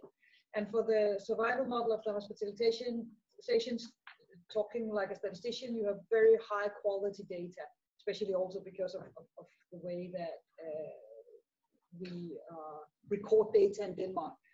And then you have, I don't even know to say if it's bad data. You have no data for the first part of the model, and it's really it's really hard as a statistician to see this because there's so many parameters. Even if there's you simplify and there's like 5 parameters, that's a huge amount if you know 0. And one of the points I think has been the big problem is that nothing has been done to collect the data. Now, I have just read that there is some randomized trial. I've not heard anything about numbers or anything, but what I did read this morning in the paper was that 180, I might recall, not completely correct, but 888,000 tests have been done for people without symptoms, and a little less than 500 has been caught in that. And for me, it is a complete waste of tests because they're not randomized. And why not take those 200 tests and put them into a randomized study, or put them on top of whatever randomized study that I haven't seen what is, but I just read about that it's there. I don't know what the amount is, because it's useless, that data, to estimate that mørketal that we're talking about. And I mean, one obvious thing, many people, if you're not used to thinking statistical terms, think, but 888 tests, it's a lot, and it's those without symptoms, so then we know about those without symptoms. No, it's not like that, because it is those that choose to go and get such a test. That would probably only be people that live close to such a tent, so we will not catch those in Langeland. But more importantly, it will probably be those that are more occupied with their health and have been more worried or are in the risk groups or whatever. So my guess is that they have been more careful. I don't know. Who would know? So there have been people that are more careful, which means that it's probably an underestimation. So I just don't understand at this point that we have tested enough. Why are they not doing this? Then the other thing is these antibody tests. And as far as I've understood, the antibody tests are quite bad still, or maybe they're getting better. And of course, the test that they're doing in the tents, of course, you catch very little because you need the virus to be active at that point in time. So that might be difficult. But the anti-stuff test, even if they're bad from a statistical point of view, if we know the error, they might be very good for statistical purposes. That means that if we test random sample, random, it has to be randomized. If we do a randomized trial of that, we might not be able to say who have been the infected. So again, we cannot personally say even if it's positive or negative because the test is bad, but statistically over the population, it would give an excellent estimate of the mørketal. So somebody's saying no, but maybe I don't know something about these tests. But as far as I can see, it must be possible to do something of that kind. Then I could see in your report that you used some study from Nature Medicine, which are following 77 couples of people that were infected and who they infected. So it looks like an excellent data set to estimate actually the time it takes that you have into your model, the time it takes from you get infected until you get infectious, etc. But it's a very, very small data set. It's a very small data set, and it doesn't tell about how much each person how many they would infect. We don't know whether that just says something about a person, the variability between when you are infecting others, or whether you are actually infecting over a long time, and it's just a question of where that couple were found. And then they also go into age groups and all kind of other covariates. And then when you have 77 data points, it's really a small one. So I don't understand why we are not collecting more data of that type, which leads me, I can already see that I get a bad look, which also leads me to this about the average model and the super spreader model, because I agree with Jens, if you might make very huge mistakes. I also agree with you that including more parameters and making assumption about these parameters, then you might go even more wrong. But if it is true that the variability is so large, we might really, really need a stochastic model. And I don't believe in any, I like the super spreader idea very much. I don't believe that there's 10% that infects 80%. But I do believe that there's a big variability, and that there are some that infects a lot and some that infects much less, and we don't know at what level that is, but that is a distribution, and you only use the median or the mean or whatever, and that makes a huge problem, especially in a small population. So these stochastic sparks of events, you will miss them, and I think that is extremely important to get in. And I have more points, but I better not. I can see that on your. Yeah, I also have a lot of points that are omit. Thank you.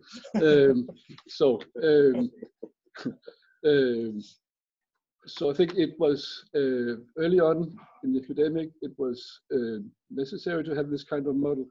And in spite of all the uncertainties, I think it's really useful to have a model that at least can give some bounds on what's possible to inform policy. So I think even a bad model with lots of uncertainty is a lot better than normal. But now, looking forward, we are in a situation where we're trying to keep the epidemic as small as we can. So far, we've succeeded, and I guess the policy is to keep it at that level. I'm not really sure what the policy is, but this is my guess. But this model is for an epidemic that rolls through a population, and it doesn't. And it's a deterministic model which might make sense when we have a large epidemic, but we don't intend to get there. So I think the model doesn't really, it's not what we want, it doesn't describe the situation that we're in.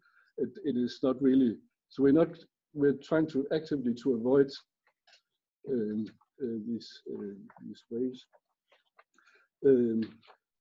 And then I have been wondering, reading your reports, how well it fits. So you showed something now. It's the first time I've seen that, showing how the data, how the model fits to data.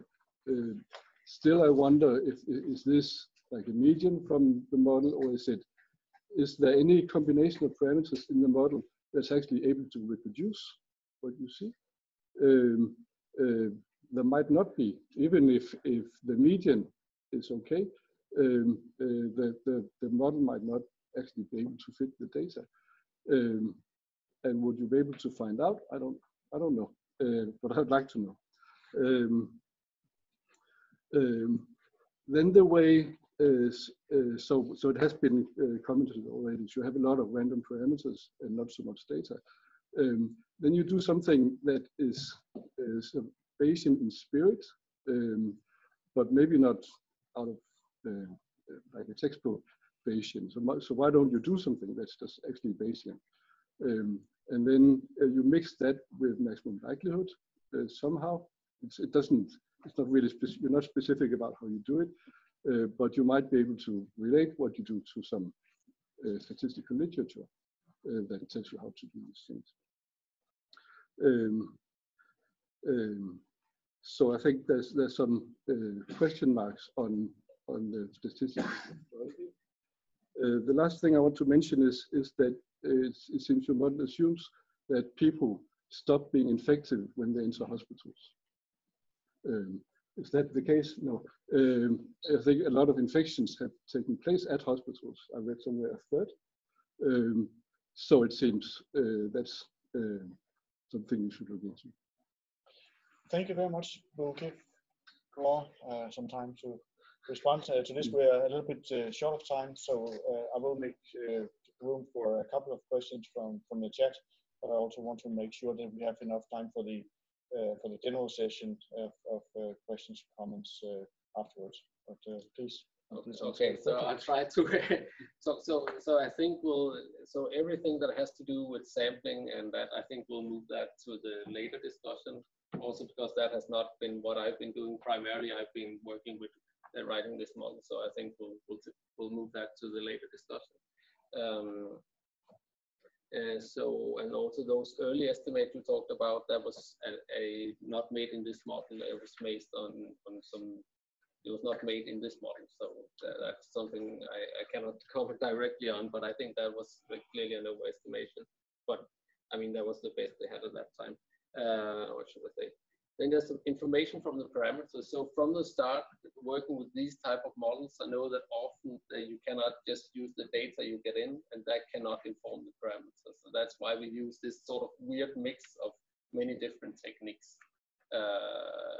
And so we try to take, so some of the parameters that we take in, we try to inform that from other sources, and then put that in, like the length of the, how long it takes before you become infectious, how long are you infected for, and how long before you go into hospital.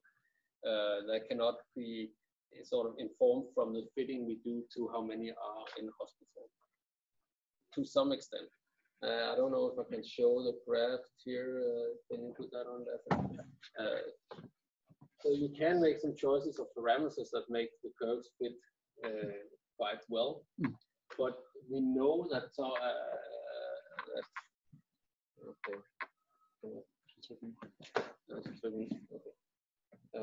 So these ones, for instance. Okay, so these are fit to regions with a specific parameter set. Right. But some of the parameters, they basically scale with each other. So the number that were infected initially scale with the probability of going into hospital. So if we just adjust the number of people infected up, we can reduce the number of people going to hospital. So those parameters are not informed. They're sort of scaling. So I can find parameter set that will fit, but I cannot say anything whether about these parameters are the right ones. And that is the reason we do this this bootstrapping method. So we actually get a lot of these parameter sets out and then see how well they fit, and then the output will be something. It could be this parameter set or it could be this parameter set, and those will both sort of fit the curves, and then we'll see what that will mean for the future. And that is the thought process behind doing these sort of things.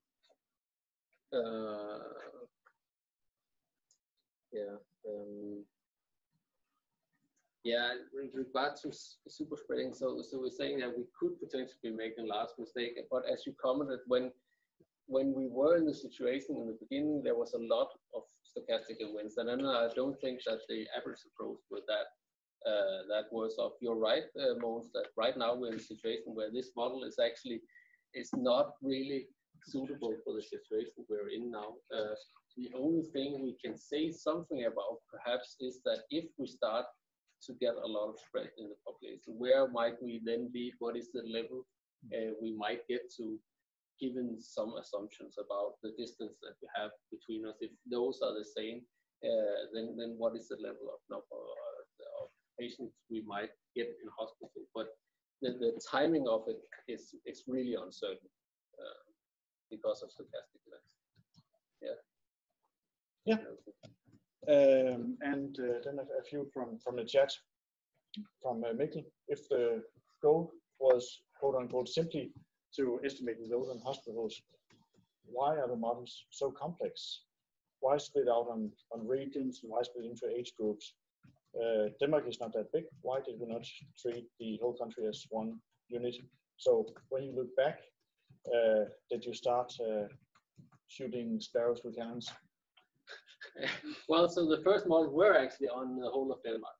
So we only split up after we saw that there were a difference on regions that we needed to split up the model to explain these differences. So I think we tried at all times, we tried to keep the model as simple as to include only as few parameters that we really needed to solve this problem. And we split it up in age groups because we know this very large difference in how you react to the disease. And then only later did we split into regions. So, paraphrasing Albert Einstein, as simple as possible, but no simpler than that. Exactly.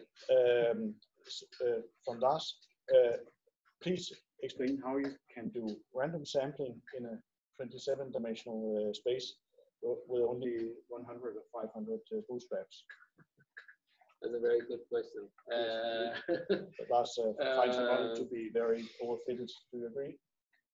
If it's overfitted? Yeah, with 27 dimensions and those few bootstraps. Okay, so we did. I mean,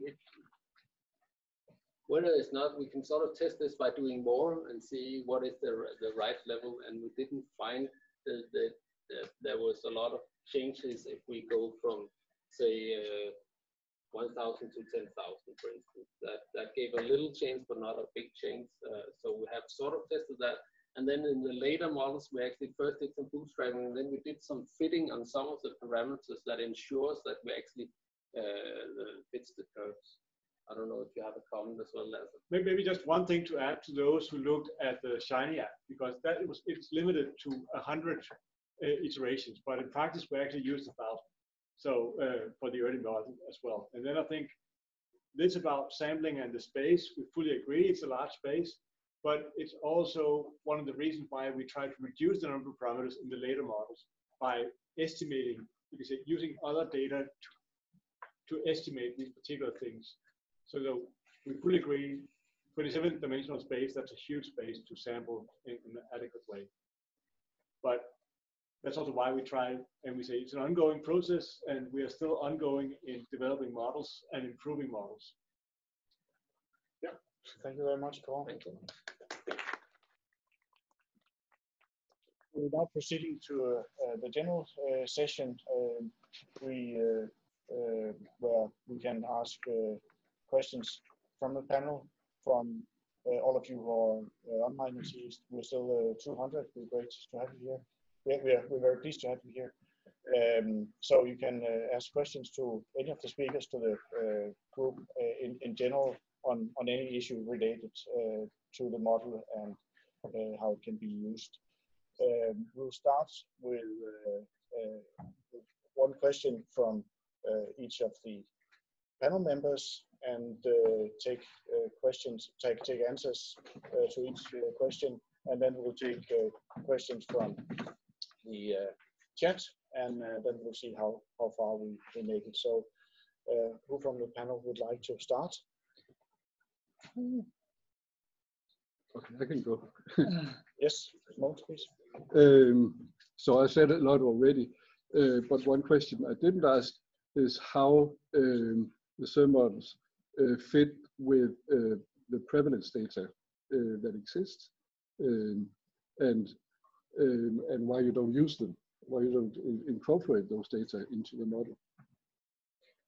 Actually, that leads us back to where Kåre said that he wanted to postpone this until later, and we fully agree with you, Susanne. It's the random sample that really matters and informs what's actually going on in the total population. I don't know, Father, can you give me the latest number, but we did invite a lot of people to come to this particular test and totally randomized across the country. But the number of people signing up and actually showing up and getting their sample done in the white tents, where you can actually both get the PCR test if you're currently positive, or also the serology test. But the serological test results were like 2,000 to 3,000. So maybe I just should answer this. So the PCR sampling is done weekly, where we should we invite 350 people per region. Start. Okay, sorry. The PCR sample, which is the active infected people, we invite 350 people randomized, uniformed, randomized sampled from the full distribution. So 1,750 over the whole country, but 350 per region. And they are sampled every week and being invited to be randomized by being tested in these white tents. But we have a very low response rate. So the first week, we sent it out on Friday, a bit back, we had a 30% response rate. So, and that correlated with that on Monday. So we sent it out on Friday, and then on Monday, everyone could get tested without any, they could go in and sign up themselves. And that response rate fell to 19% the week after and 12% the week after again. And the other one, the serology, so the antibodies, we have sent out to 5,200 and we have a response rate around 50%. Right, and maybe I can ask Susanne to go next because we have some slides for Jens that you might be. Yeah, well, I think I have mostly asked what my biggest points. I'm very worried about the response rates, but I guess that you are trying to, like in any other scientific study, there always a problem with the response rates. So I guess you are trying to hit them again, go back and because that is really a problem, because then it's not random anymore, and then it doesn't work. And whether it is related to where they are physically located, because as far as I've understood, there is a transportation problem for many people because of where the tents are. I don't know. Well, okay, so I hope it will work out. And I'll just insist on a question about this, making the model stochastic. I could also ask like this: what would your ideal set of data be for constructing the models? Yeah. Who wants to go with that? The ideal, of course, we would like to know how many is infected in the population at any time, but that's... So mørketallet would be... The mørketallet would be very nice to know, because that will also could inform us on all these contact parameters, what are the probabilities and stuff like that, how much did it actually matter, the lockdown and stuff like that. So if we had that perfect time series, that would be awesome. Another thing is, is that when the data is collected, is it actually being collected together with covariate information? And the most important, I don't know if it's the most important, but one covariate is, did they have symptoms? Did they ever notice any symptoms? And another thing that I read, I don't know if it's true, but when you test people with symptoms, around 1/10 of them actually have COVID-19. Is that true? Like 10%? Somebody knows? Every 10th that is being tested with symptoms. Now it's much less of those with symptoms. But in March it was around 10%. Yeah. Okay, so earlier it was 10%. Because one thing I was thinking, did they ever ask if people were vaccinated against the normal flu? Because I guess if you have symptoms and they're flu-like, so is there a big difference? So if you have something if you have symptoms. But I think these things were never really collected, and at least I know because my husband got tested, he was not asked anything. So I know they don't ask anything. So I know they didn't collect any information. Who wants to over? I may be able to answer part of this. There's a lot of privacy issues here that I don't think that people really understands the amount of trouble there are by asking healthy people to deliver privacy questions and answers. So even though that all of this would be ideal, I can promise you that the legal stuff to get through with even very, very high important studies here may take weeks actually to get through the legal departments here. So there is a huge issue on the legal thing on GDPR. Here, one of the very recent thing is on the contact tracing, just the matters of getting the telephone numbers for people to get there. That's a huge issue in itself. So even though that you come with the best intentions, we have to respect the privacy of people. So I can only say that all of these with the questions of the symptoms that is really worked on at the moment to get that. And also everything had to be assembled in a very, very short time. Right now we are in a different phase where there is time to actually reconstruct and actually get those permissions that can inform us if we should get a second phase later on. Right, and Jens, I know you have. Yeah, but I'll do this without, because okay, some of the points we have already talked on, so there's no need to Thank show them again because they just cement some of the points. But first of all, I just want to say for the 3%, I think it's been lovely to hear. This was in due course. I think we're having this conversation because it helps to actually have a dialogue around this. Because and that's a point in itself, isn't it? That dialogue has not happened, and therefore sort of having a joint meeting where we actually are discussing things and try to get to an agreement of what we know, what we're assuming, and for things we're assuming, why we're assuming them, and is those assumptions actually reasonable, right? And I think that debate has been here, and I think that has nuanced the whole sort of presentation and understanding of the model. So I hope that's something that should be redone. And I think I'm looking at Robert here because we've been discussing this also in smaller meetings. I think that's really unfortunate that that only happened here in June, because I have no question that you have done your absolute best, okay? Absolute, and I have never been in doubt around that. But I think we all have been in a stressful situation here. And sometimes we want to achieve a result that we essentially can't produce with a reasonable sort of presentation. And I think you have been in that situation. I think many of us has been in that situation. So what do you do as a scientist in that situation? You're pressed into doing something. There may be a request from the government you need to deliver, and you get the question on Friday and you need to deliver on Monday morning. So how do you deal with that? So I think that's really putting the elephant into the room. So how do you deal with that? the very short version of the answer is, I fully agree, it's a challenge, and we've been posed with that challenge. So the short version is that we do that by writing, you could say, in the verbal part that comes before the results, what are the assumptions, what are the reasons, what are the uncertainties. The big challenge is whether those that are receiving it are actually understanding it. But that's actually the point I'm making, Yes. because I think many people actually didn't understand that what the limitations mean. I think you articulated earlier today, I actually put it down. No, these models cannot be used for any political decision making of how to unlock society. If that was the sort of the preamble, then everything after that, you can explain scientifically why that is, which is perfectly reasonable. But that's the statement. That's what you start off by saying, because you don't want to conclude something.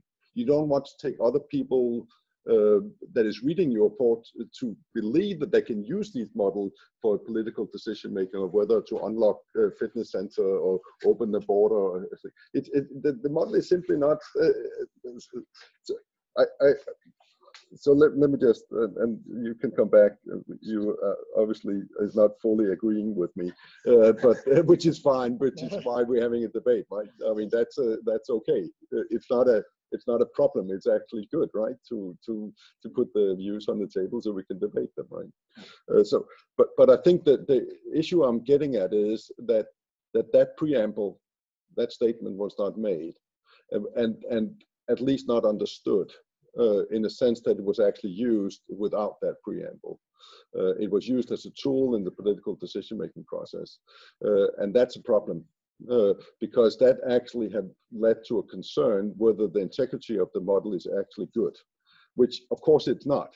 And that's not my view, but I think that's an assumption that you need to deal with, and actually show that you can come, progress from that and learn from that, and discussing. And I think one of the key points that I observed this morning is that we are discussing the assumptions and the limitations of the assumptions, and sort of expand on that discussion in a way that I think it is understandable for people that may not be programming a model every day, because you can certainly start to see, oh, it's a BBC contact tracing model from the UK a couple of years ago that is the whole driver of this. So what if that is wrong, at least for the beta, and we can debate about that as well. So before I conclude,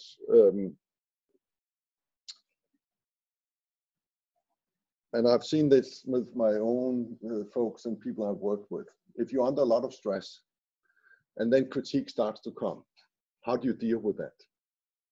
And there's essentially, as a scientific person, there's two ways of dealing with that. Either you go out and say, yes, I agree, that's actually correct. Or you start to become defensive. You start to say, this is my model, nobody's going to critique that, I'm right, you're wrong. So maybe we should just learn from that to say that probably being forthcoming in our discussions, and I guess that also comes to the leadership of the model to some extent, that we should, rather than being very defensive around that, nobody's critiquing that you have done a great work. It's more how this model results is actually being used, and how do we actually progress that discussion so it becomes a helpful tool, because we're not over with this pandemic, and this model is going to be critical. That's the one that the country has invested in for good reasons, and I think we can further sophisticate that. So therefore we need to help each other to make that model even better. Thank you. All right. Yeah, I think that calls for some response. I mean, maybe I could add a few remarks, starting from the first one. As a scientist, and then going into this, clearly that was, all of us have been thinking about that, because the minute you walk in the door, some of the luxury of an independent scientist disappears, in the sense that things become under pressure. The time issue compared to having as much time as you want to complete something. That's the decision theoretic situation we are in. But I think moving ahead, what we really, really need, and I fully agree with you, is that we need to open the discussion up, having more seminars like this, maybe also being even better at identifying submodels that can be analyzed individually, so you can have a discussion about something without it ending up being a discussion about everything. Because that is a big problem with the COVID discussions. Before you know it, you are discussing everything from children to biology to, and that's just very difficult to lead somewhere. And then at the end of the day, someone just has to say. Yes, that is something we are very actively pursuing, and hopefully now we will have a summer holiday where the epidemic doesn't pick up, so we have time to think. And yeah, we have discussed that a lot, how to do that, because we need it. That's no doubt.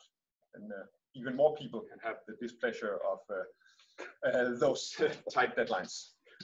And I can also say that this webinar has been, you can say, on the way for a period of time. But then you can say, whenever you have new questions coming in, you can say you have to focus on answering the task that you are given, and then you have to postpone other things.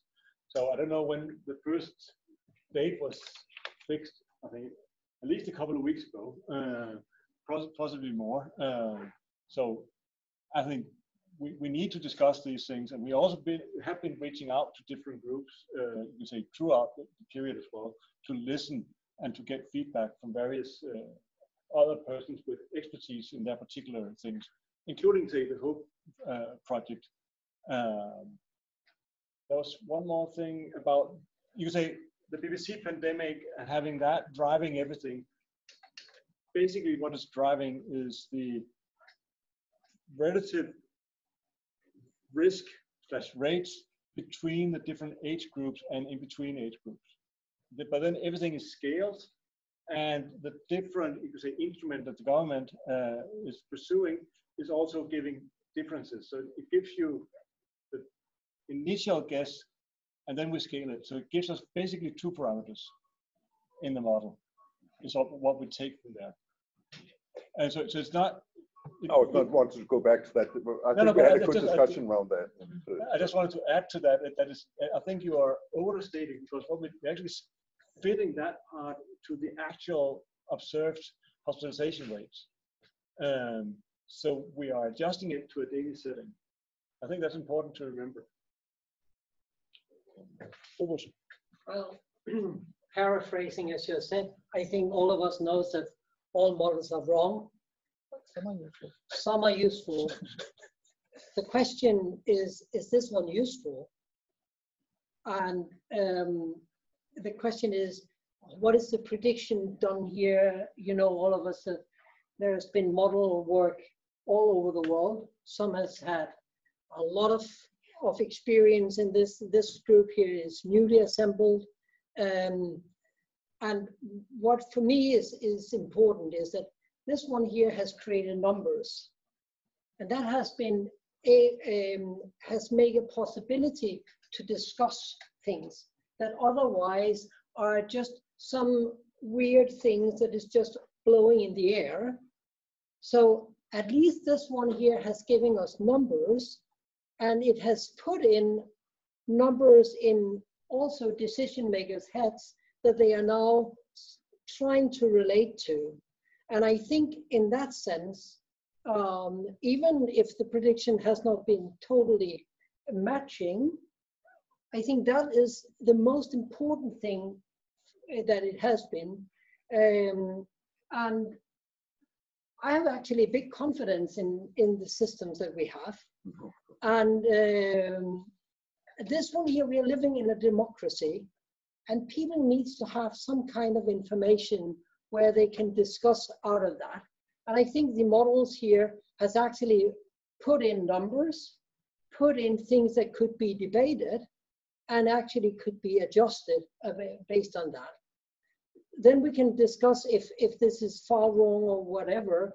I think this year is extremely important. I also think that this year was the best, to my true knowledge, this year was some of the best that could have been done in the time span that has been spent on this. We have had another group sitting in Aalborg who has been actually taking some of the assumptions made and make sensitivity analysis to see if something could have been done better. And they, with that one specifically, came up with something equivalent to this one here. the things that we are coming up with is something equivalent to what was coming up from other countries like Norway. So with some of the parameters. So again, I'm not trying to defend this one here, but I think really the really most important thing is that we have had this for getting numbers. Secondly, there has been a lot of critique that why not before? Well, simply, there's a couple of answers. The simple thing is time. From the assembly of the model of the team, we have said we would need 5 to 6 weeks, possibly, to get it something where we could start predicting. We get 14 days to do it. At that time, we were in exponential growth phase. So all the curves that is shown most of the times is actually from the exponential growth phase where you have not hit the first top. And everyone, I think, who knows about modeling knows that you cannot compare before and after. That is simply not doable. And since then, the request or the thing, and I think all of us agrees, that COVID is a new disease where we don't know the disease nature. And I think also looking back on all the newspaper claims, I think all of us has been very wrong several times, very many times actually. And people was greeting Sweden one day and 2 days after that was as a disaster. Truth is, nobody knew at that time is what the Swedes did was actually going to be the perfect world, and the rest of us has done wrongly. So I think that all of this here is the most important thing is that we need to, exactly as Jens is saying, we need to take all of this information to progress it, to see how can we do better in the future. And hopefully we can all help each other to do so. So no kind of defense here, I hope, but more is to say, I think actually that these models here has done something very, very good, giving numbers that people could discuss. Thank you very much. Very short. Very short. It was back to what you said, Jens, about stating that how long time I think useful. What I commented on was saying no to was about the fitness center and other small things. But when you look at the larger scale about, you could say, opening things, that's where I think it becomes more relevant from the modeling perspective.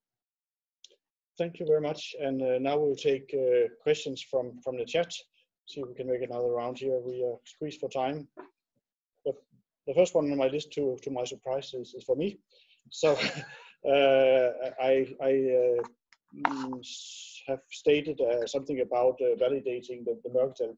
By definition, you cannot validate Mercatal. But what I told the journalist was, first of all, I should say what I talked about was not the model that you heard about today in the universities.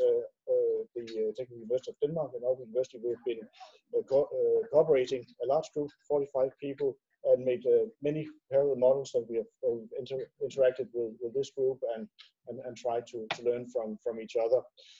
And clearly, but in this model and the other models we work, Mercatal is a state. So when you do model-based estimation, you validate the model as such, including the states that are not measured. And you can also estimate the uncertainty of those estimates. So that's what I talk about. So it's and those who you work with modeling know that this is how you always do it. You have measured states and unmeasured states. So enough about that. We have a couple of questions about other countries. How transferable are your models to other countries if you relearn or fit the models with local data from other countries?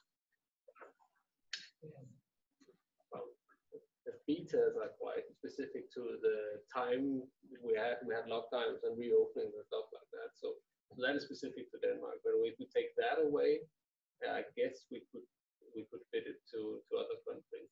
I would say in the very early phases, I know Matt, who's here, was spending quite some time looking at data from Italy and trying to see what can we do with that and comparing things. But that was also just to get some lead time, basically, into the modeling, because at the time it was, when we started working, it was 8 days after the lockdown, and we just saw exponential growth. Yeah. I'll make an exception and take one question on the political side, maybe for Robert. A couple of hours ago, one of our participants asked, why are we hearing about this now and not much sooner? Do you want to answer that? Well, so first of all, the normal process that you do is that when you develop something, you want to have critique like this, but honestly, we would have preferred that this year was peer-reviewed critique, so we really got a really good critique on this. But there was simply no time, and time just went away. So, and given that we saw that people wanted to discuss with this, we had to find the time.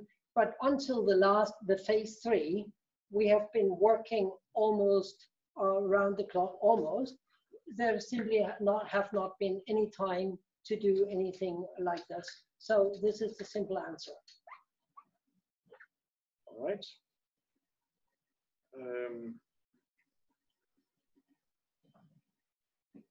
So the reports from SEI and SST clearly state more or less that they cannot be used for anything due to lack of peer review, high uncertainty, and so on. But why should we limit our best work based on speculations on what certain people might abuse it? So, I'm not sure I understood the question. So maybe the question is that I think it's about openness and so on. So there have been a couple of questions along those lines. Can you say? I think you in part responded to that, but can you talk about openness and the process that you, and maybe also for Robert, how you operate it? Well, again, as I said before, I think there is a couple of things. First of all, there is the data structure that has been used. These are, for a large part, GDPR data. So that means that we have not been able, even at SSI, to get the direct data from people, but they have to be anonymized, even for us sitting there. So the expert group has never had access to really true raw data. They have all been anonymized. So this is one of the parts that we have to live with. Then about the openness of the models, well, yes, it has taken time to publish these, but again, I think what version are you working on at the moment? I don't know, I have 40 different versions, I guess. So I think it comes down to that. And then lastly, as Theis was quoting, well, you can discuss everything, but at such a pressured time, we need to be able to discuss the something that really do matters. And given that we had a very broad university influence in this, well, we have had the task that we have tried to fulfill and done it with the means that we had to our ability. So that was, I think I can't get any more close to that. Thank you very much. And can I add one thing to this? Because you can say one of the other things is when we say Danish myndighedsbetjening is that when we're giving a task by the government, you say we are not telling anyone what the task is. What we've been doing is that as soon as we publish the report, it's been made publicly available. So the answers are available as soon as we can get it. But that's kind of the role of the government. And I think we all work in that way, that we share things when they're done. And then someone argued, couldn't we just have a peer review phase in between there? But I don't think there's time for that, because can you add to that? I have also a comment from Carl, but can you make sure that the mic is covering as well? Yeah. Cool. So I think that we are getting a little away from the science and talking about the process. And I think when there is a certain, it has to be closed, this process, because it's part of important government decisions. So we cannot reveal all the work in between.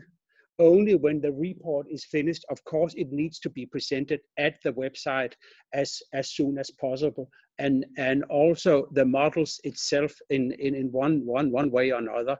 But the actual process from when there's a request, they say now the government wants to do this and that, what is the consequence of that? Then the government need to ask this question in confidence. So I think that's important to be aware that we need to be open, but there is also a process that has to be closed, because it's an internal process within the governments. And then I would also like to add all about the limitation, because I think for me it has been a very interesting process, because I've been part of all the negotiations, both with the government and with all the parties from the opposition, and they have gradually actually begin to understand also the limitation of the models, and I think this has been very interesting, because in the beginning they almost thought that now this is the holy grail where you can ask all kinds of questions, even stupid ones, and you can get an answer.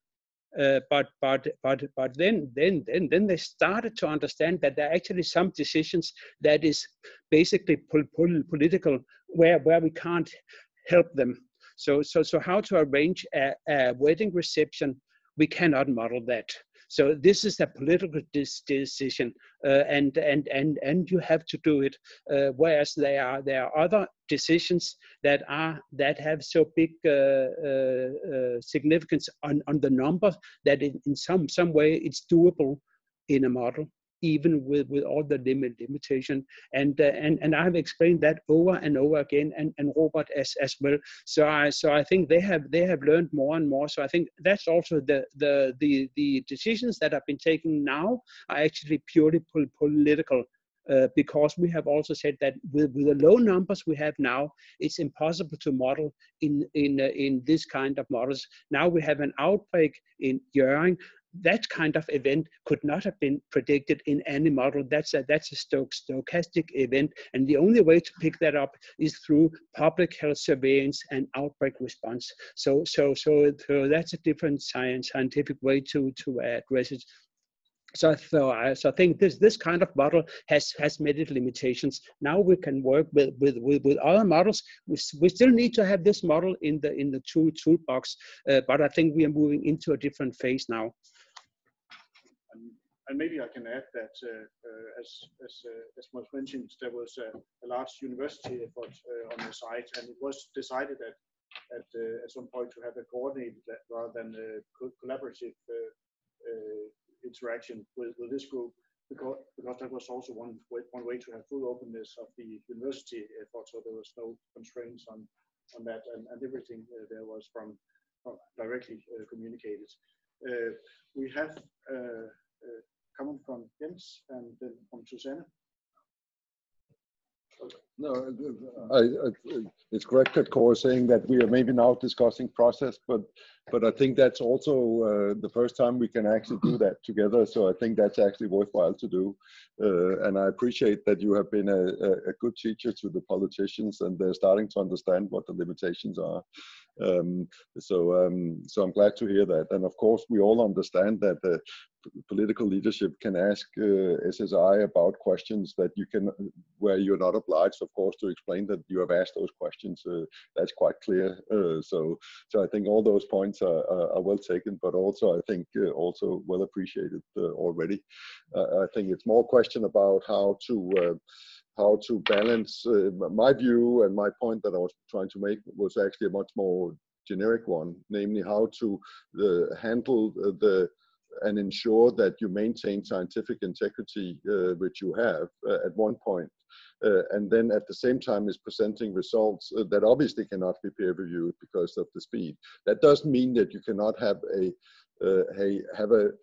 sounding board that essentially looks at the report and say, well, maybe you should think about this, maybe you think about that.